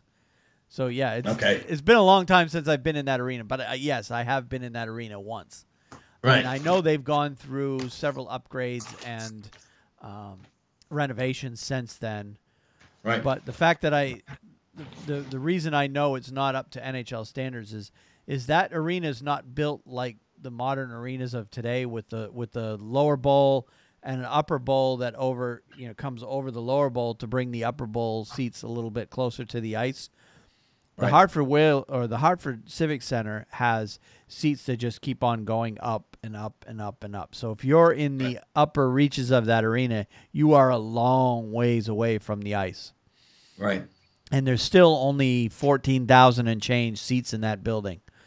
Mm-hmm. And the NHL, obviously with that few number of seats and the fact that the lesser valued seats, I guess if you want to call it that, the higher up seats are so far away from the ice, the NHL just says this is not an NHL arena. But it's perfect for AHL. Right. And having the team in Hartford is a good thing for the Rangers because if a situation where they need to call up a goalie at a moment's notice, he's what, a 2-hour drive from the Garden? No question about that. That's a very good point, and I agree. My point is, I don't think the Rangers have been committed to that team as much as they could be, and that team has not performed like other teams in the AHL for a team like the Rangers. They just haven't done enough, I feel, for their farm team, and the performance has showed. Well, the That's Rangers, the Rangers are one of those teams because of the market they play in and the size of their fan base and the size of their following. They have the luxury of essentially being able to build their team by simply buying the team. Now, granted, they still can't spend more than the salary cap, but they can spend at the salary cap, whatever that cap is, every single year without even thinking about it. Right. Because they're going to make the money. They're one of those markets that don't have to worry about if they're spending at the cap whether or not they're going to make money. They're going to get their money. I mean, it's one of those markets. So they haven't put a lot of emphasis on building a strong farm system because they know that if the team starts getting a little too weak, the next summer they can just go out and buy the best free agent available. Right. Provided they have the cap space. And they've grown as a team in a lot of seasons by not from the draft. They've grown from acquiring players and veterans that are already NHL players or the occasional guy coming up from the AHL team. But they haven't done it. I'm using this as a preface because I believe the Rangers could do a lot more with their farming philosophy than they have. And let's see if that happens. They hired a guy named Keith McCambridge as their new coach, and my minor league minute involves him and what he's doing right now as far as heading up the Rangers farm program. But I think we're in agreement that the Rangers are a unique team in that they are not. You look at the Carolina Hurricanes and the Charlotte Checkers, you see a definite correlation. The Checkers are a very good AHL team, and so it's no question that the Hurricanes are on the rise because they have a good farm team in place. Yeah, and they've been stockpiling. Yeah, they've been stockpiling picks over the years and trying to grow their team from within. They know they're not going to go out and be able to compete for the big name. They're not going to go out and get a Shattenkirk. They're not going to go out and get these big name players that end up on the free agent market because for whatever reason the players don't view Carolina as an option, particularly players that want to win. Carolina doesn't have the traditional winning other than that one Stanley Cup year, but that was so long ago. Right. They just don't have that reputation around the league. So they're not going to land those players. So they know Right. they have to build their team from within. And they've put a major focus on that. And it shows because how good their AHL team is, the Checkers. That's right. And the Bruins have done kind of in between, where they've done a mix. Every once in a while, when they absolutely need to fill a hole and they know they don't have it in their farm system, they have gone out and got the free agent. Mm-hmm. But then they've had summers where they've done nothing because they feel like they can be patient and wait for their young kids to come up. Like this past summer, they really didn't go out and get anybody. Right. So I'm not trying to bash the Rangers as much as I am to say that they could improve. And this article is entitled Keith McCambridge Staying Patient with the Wolfpack.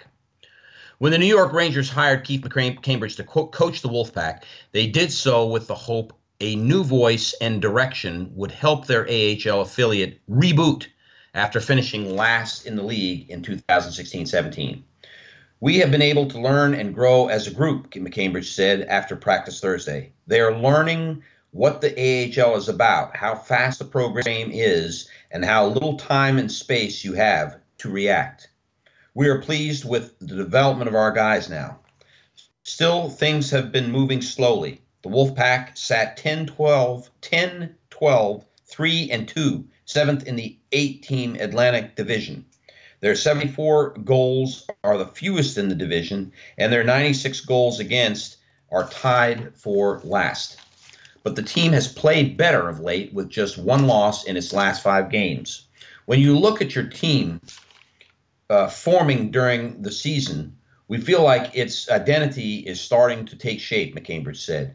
We've added some new personnel with our lineup, and it probably took us 5 to 7 games longer than usual to do this.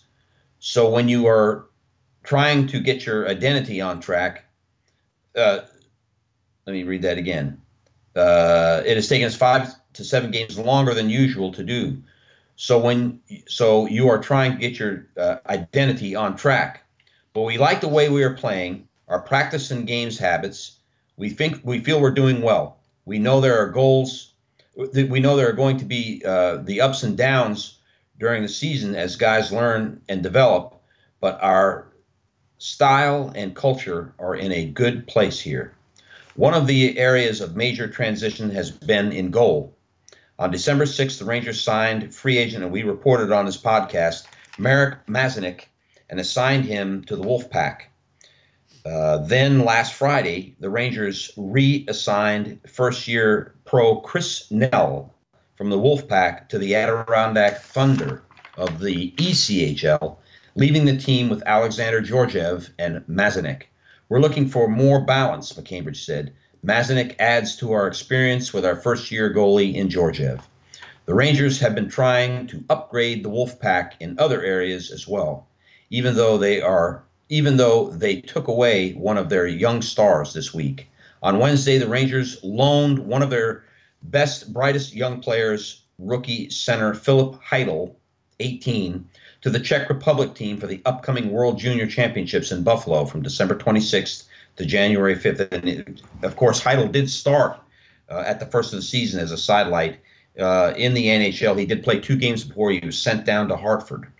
Chytil, the 21st overall selection in 2017, appeared in the first 2 NHL games of his career with the Rangers, and his 5 goals and 7 assists, has 5 goals and 7 assists with the Wolfpack.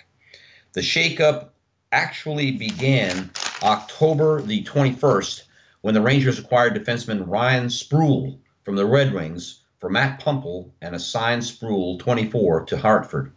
We have 3 first-year players on the back end, so Sproul adds a lot of experience for us, McCambridge said. 3 days later, the Rangers recalled forward Boo Nieves from the Wolfpack, and he had played in only 7 games with the Wolfpack this season with 2 goals and 1 assist. That's just part of the AHL, McCambridge said.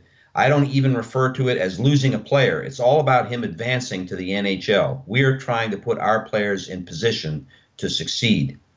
Finally, on November 30th, the Rangers acquired forward Peter Holland, who has played 243 NHL games over 6 NHL seasons with 3 teams from the Montreal Canadiens in exchange for Adam Cracknell.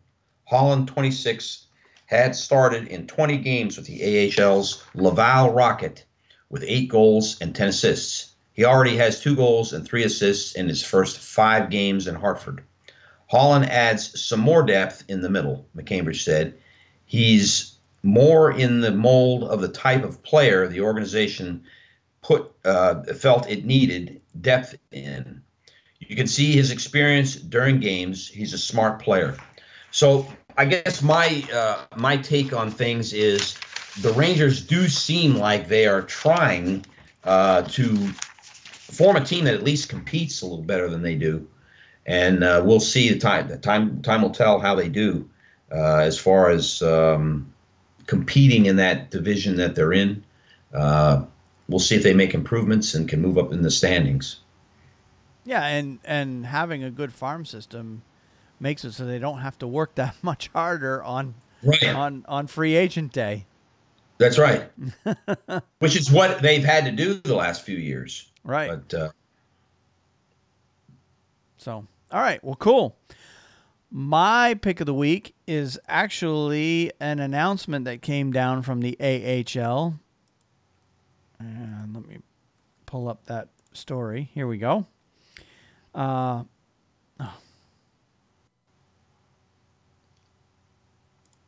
Just froze on me. All right. Scott Pellerin and Craig Cunningham have been selected to serve as the honorary captains for the 2018 AHL All-Star Classic, presented by Turning Stone Resort Casino, to be held January 28th and 29th in Utica, New York. Each year, the All-Star Classic honorary captains join the participating teams in the locker room and on the benches during the event and are recognized for their careers at the annual AHL Hall of Fame induction and award ceremony. Scott Pellerin began his professional hockey career in Utica, debuting with the AHL's Utica Devils in the 92 Calder Cup playoffs and tallying 33 points in 27 games as a rookie during the 92-93 season. Pellerin would go on to skate in 328 games in the AHL, winning Calder Cup championship in Albany in 1995, and played 536 more contests in the NHL with New Jersey, St. Louis, Minnesota, Carolina, Boston, Dallas, and Phoenix. Pellerin was an assistant coach for the AHL's Manchester Monarchs from 26 through 2012 and head coach of the Bridgeport Sound Tigers from 2012 to 14. He's currently serving as director of player development for the Toronto Maple Leafs. And by the way, Scott Pellerin is a UMaine alum, which now you know why I picked this story. His number 8 is retired at the University of Maine. He's one of only 2 numbers that are retired at Maine. No, 3 now. It was 2. Number 8 is him. Number 9, Paul Correa, and number 19, Jim Montgomery, who's now the head coach of the Denver Pioneers.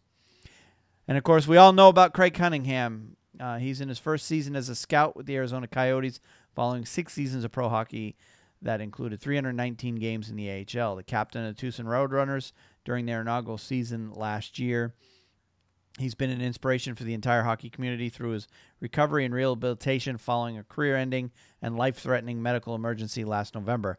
Cunningham, who also skated in 63 NHL games with Arizona and Boston, received the 2016-2017 Fred T. Hunt Memorial Award as the AHL player who best exemplifies sportsmanship, determination, and dedication to hockey. So kudos to those 2 guys.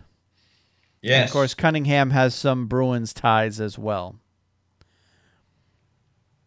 So very good. All right, let's move on to college hockey. And starting with the University of Maine, their last games that they played, they swept Quinnipiac on the road, 7-4 and 5-3. So Maine is now 8-7-1, 4-4-1 in Hockey East, heading into their Christmas break. So it's the best pre-Christmas that Maine has had in years. So and people in Maine are very excited about that.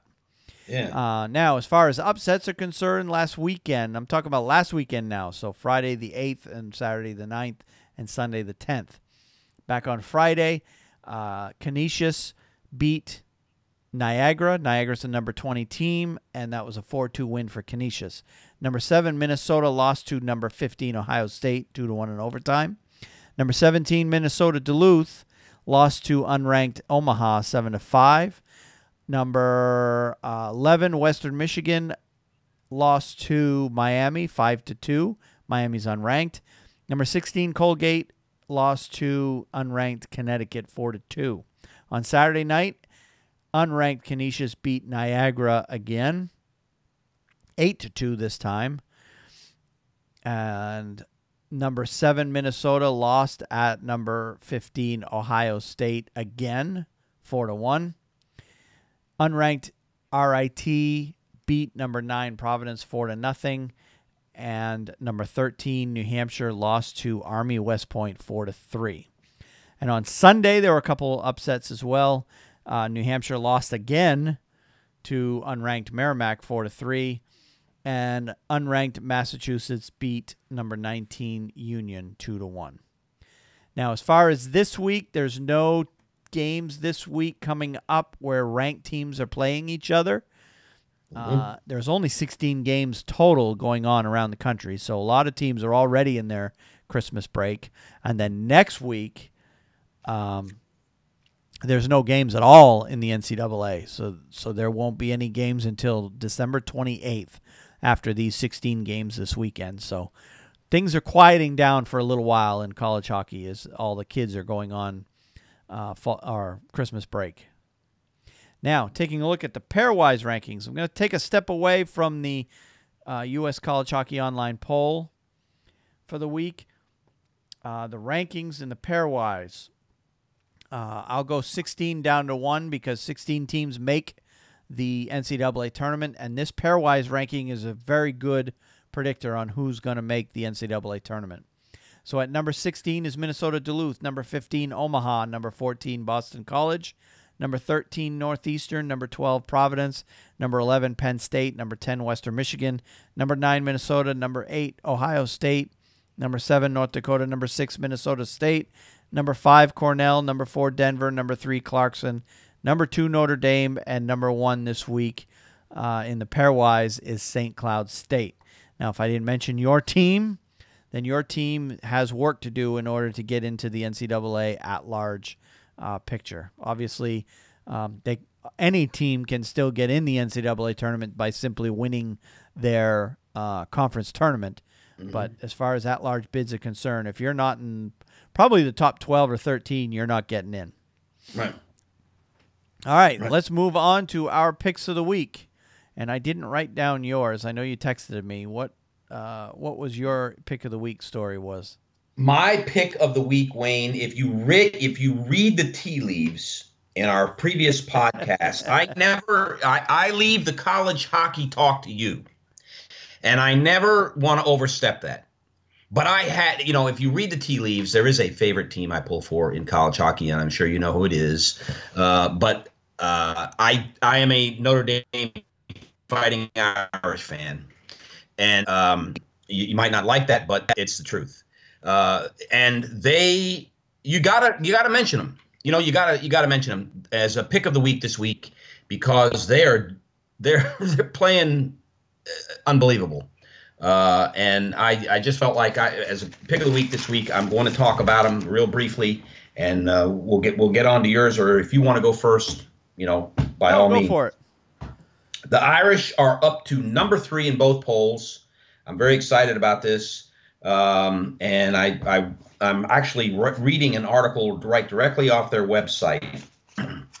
After posting a road sweep at Wisconsin for the first time in the program's history and extending its winning streak to 13 games, the University of Notre Dame hockey team moved up to number 3 in both the USCHO and the USA Today polls. Notre Dame is on a 13-game winning streak, which is the longest active winning streak in the country. It is the 3rd longest winning streak in team history. The team won 15 in a row in 83-84 and 14 in a row in 87-88. But in 83-84, the Irish competed under club status. Notre Dame is also 10-0-0 in conference play in the Big Ten this season, making it the first Big Ten team ever to win its first 10 conference contests of the season. Jake Evans leads the country in scoring with 26 points on 7 goals and 21 assists. Goalie Cale Morris leads the country with a .5954 save percentage and is tied for the national lead with 15 wins at 15-1-0. The Fighting Irish are the only team without a road loss this season. They are 8-0-0, and their 8 road wins are tied with Minnesota State for the most road wins in the country. Up next for Notre Dame, after they return from their Christmas break, they will face a Big Ten matchup against Michigan in Ann Arbor at 6:30 p.m. on Friday, January 5th. The game will air live on Big Ten Network. So kudos to Notre Dame. They started out, and it seems like they had a way that they were going to move up. They started out, was it NCHC? And then they moved into the Hockey East. They've been bouncing around, yeah. Bouncing around, move their way up. Now I think they're where they're going to stay, and that's in the Big Ten. Yep. And so I'm pleased that they're doing so well their first season there, and I don't think anybody gave them a shot or really believed they would. So kudos to them. That's my pick of the week. Yeah, and I was very happy to find out that Notre Dame was actually moving out of Hockey East because they're good. I mean, they've had a good program there. The coach, Jeff Jackson, is a very good coach going way, way back. When Maine won their 2 national championships back in the 90s, he was the head coach for Lake Superior State University at the time, and they were a powerhouse. It seemed like Maine was playing Lake State. I know they met in the NCAA tournament more than once. Right. And a couple of times Lake State beat them, and Maine finally beat them in the championship game of the 93 NCAA tournament. That was their year that Korea and Montgomery and all those guys lost only 1 game all year. But anyway, yeah, he's brought that Notre Dame, because for a long, long time, at least during that era, Notre Dame was kind of a laughing stock. They weren't that good. But once they landed him as their coach, they got relevant in a hurry. Yeah. So yep. So thank you, Wayne, for a chance to say something. All right, cool. And all right, well, I will go on to my pick of the week, which is kind of a funny story. Actually, I don't know if you saw the video, but I happened to be watching NHL Network earlier this week, and they had a video on there where Sidney Crosby and Evgeny Malkin, of course, they're fierce competitors, teammates for the Pittsburgh Penguins. They decided they were going to have a race. Now, of course, you would think they'd race their cars, but no, they're not racing cars. They raced Zambonis. Yeah. They actually took, and I'm not sure where, I'd assume that this was at their practice rink, but they got 2 Zambonis, 2 identical Zambonis, and they went on a head-to-head winner-take-all race. They had to drive the Zambonis through cones placed in a parking lot, and the race came down to a photo finish. And it's hard to tell if either came close to hitting the machine's top speed of 9.7 miles per hour, but the race was thrilling, whatever speed they got up to. Crosby wore his best game face, but in the end, it was Malkin who pulled out the narrow win and gave his trusty ice resurfacing machine a victory kiss before congratulating Crosby for second place.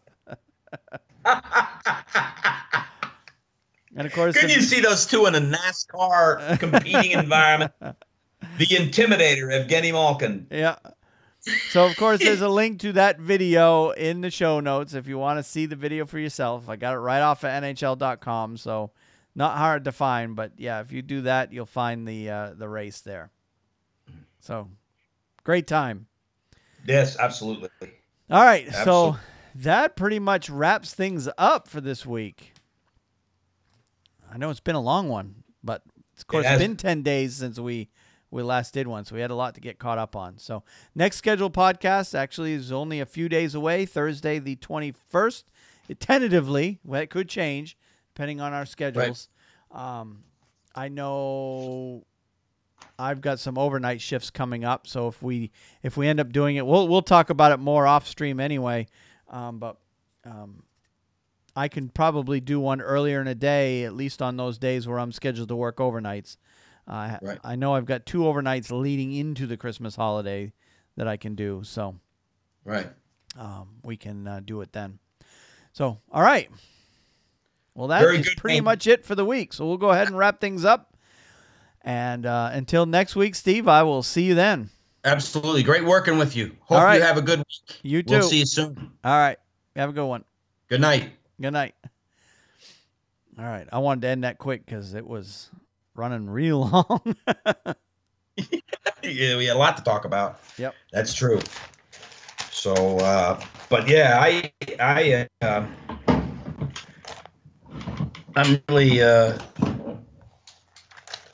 in, and it's going to be a while.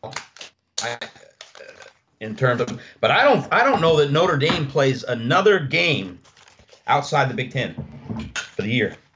Yeah, once you get past the holidays, the Christmas holidays, all the conferences pretty much stick to conference play. Right. Right. So I'm it's going to be interesting. It's going to be very interesting in the college thing this year. I haven't watched I'm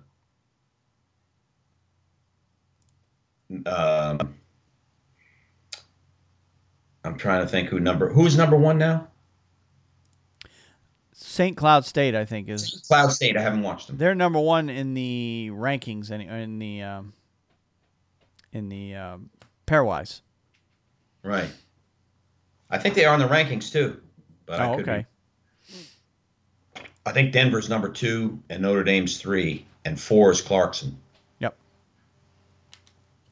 Okay. So, but anyways, should be interesting. Yep. But I am going to run because I'm going to watch that boxing match. If you have HBO at all, no, I don't. Get in. No, I don't. If there was a way you could watch the replay, it should be good. I don't know who this guy is he's fighting, but it should. I don't miss those fights when he's on, man. He's a good fighter. Don't know that he'll ever win no, tonight he does fight for the middleweight championship. Oh wow. Okay. Yeah. So he fought against Gennady Golovkin like a year ago or a year and lost. But Gennady is really good. I don't know if you follow boxing. I don't really follow it, no. Yeah. But I'm going to watch him because it's pretty good. Cool. Always exciting. So I will let you go. But I can tell you that this week I don't have any schedule conflicts. And if you want to do it Thursday and you want to do it earlier, that's fine with me. But it's up. I'm trying to pull my. Actually, I got my paper schedule right here. All right, so yeah, Thursday I work 11 to 7 that night, but I'm 8 to 5 Wednesday, so we could potentially do Wednesday the 20th. I'm off Friday, so we can do it anytime Friday. Okay, I say Friday. That's for Tuesday. So my late days are flip-flop this week. Normally I work late on Wednesday and early on Thursday. But this week I'm 7 o'clock Thursday, 5 o'clock Wednesday. Wednesday is a good day for me. If it's better for you to do it Wednesday than Thursday, I can do it Wednesday. Okay. So you just keep that in mind and let me know. Yep. But Wednesday is a better day for me, actually. I get off earlier. Okay. Usually. So. Because we could potentially do a 6 o'clock start Wednesday night. Okay. Or anytime Friday. Okay. I'm open Friday as well. 2 o'clock or later on a Friday. Because my Fridays, I know I'll be home early. Yeah. So. Well, we could potentially do a 3 o'clock Friday if we wanted to do it that. Okay. Because Wednesday we'll only have, tonight's games, tomorrow,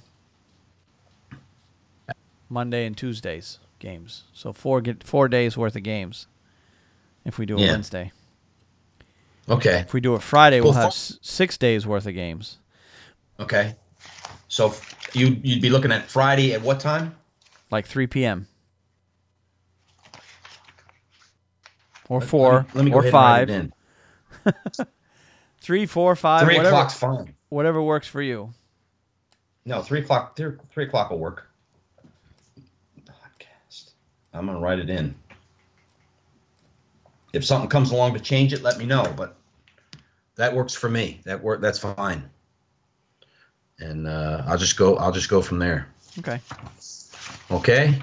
Sounds good. So I will be in touch with you, and I'm sure I'll be in touch with you before then. But thanks.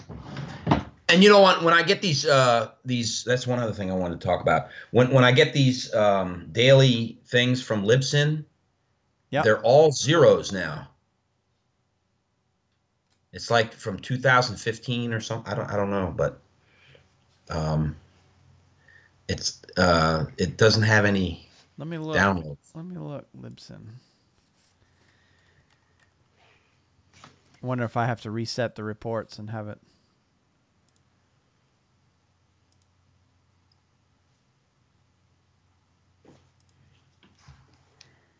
Oh, they redid their stats. I knew that was coming. They redid their stats. So I'll probably have to resubmit. I'll cancel all that stuff and resubmit. It's not a big deal. All right. Well, just to show you, we had, let's see, 21 yesterday, 30 the day before, 16, 31, 42. See, once you reach a certain point, you start seeing drop-offs, 61, 40, 85, and then 229 back when we. So, yeah, the latest episode only had 387, even though it's been how many days? Man, it's been 10 days. Yeah.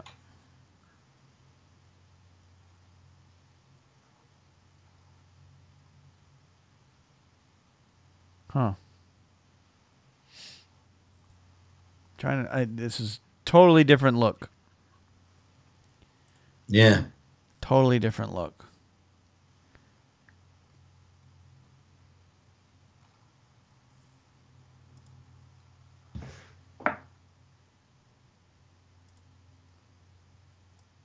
And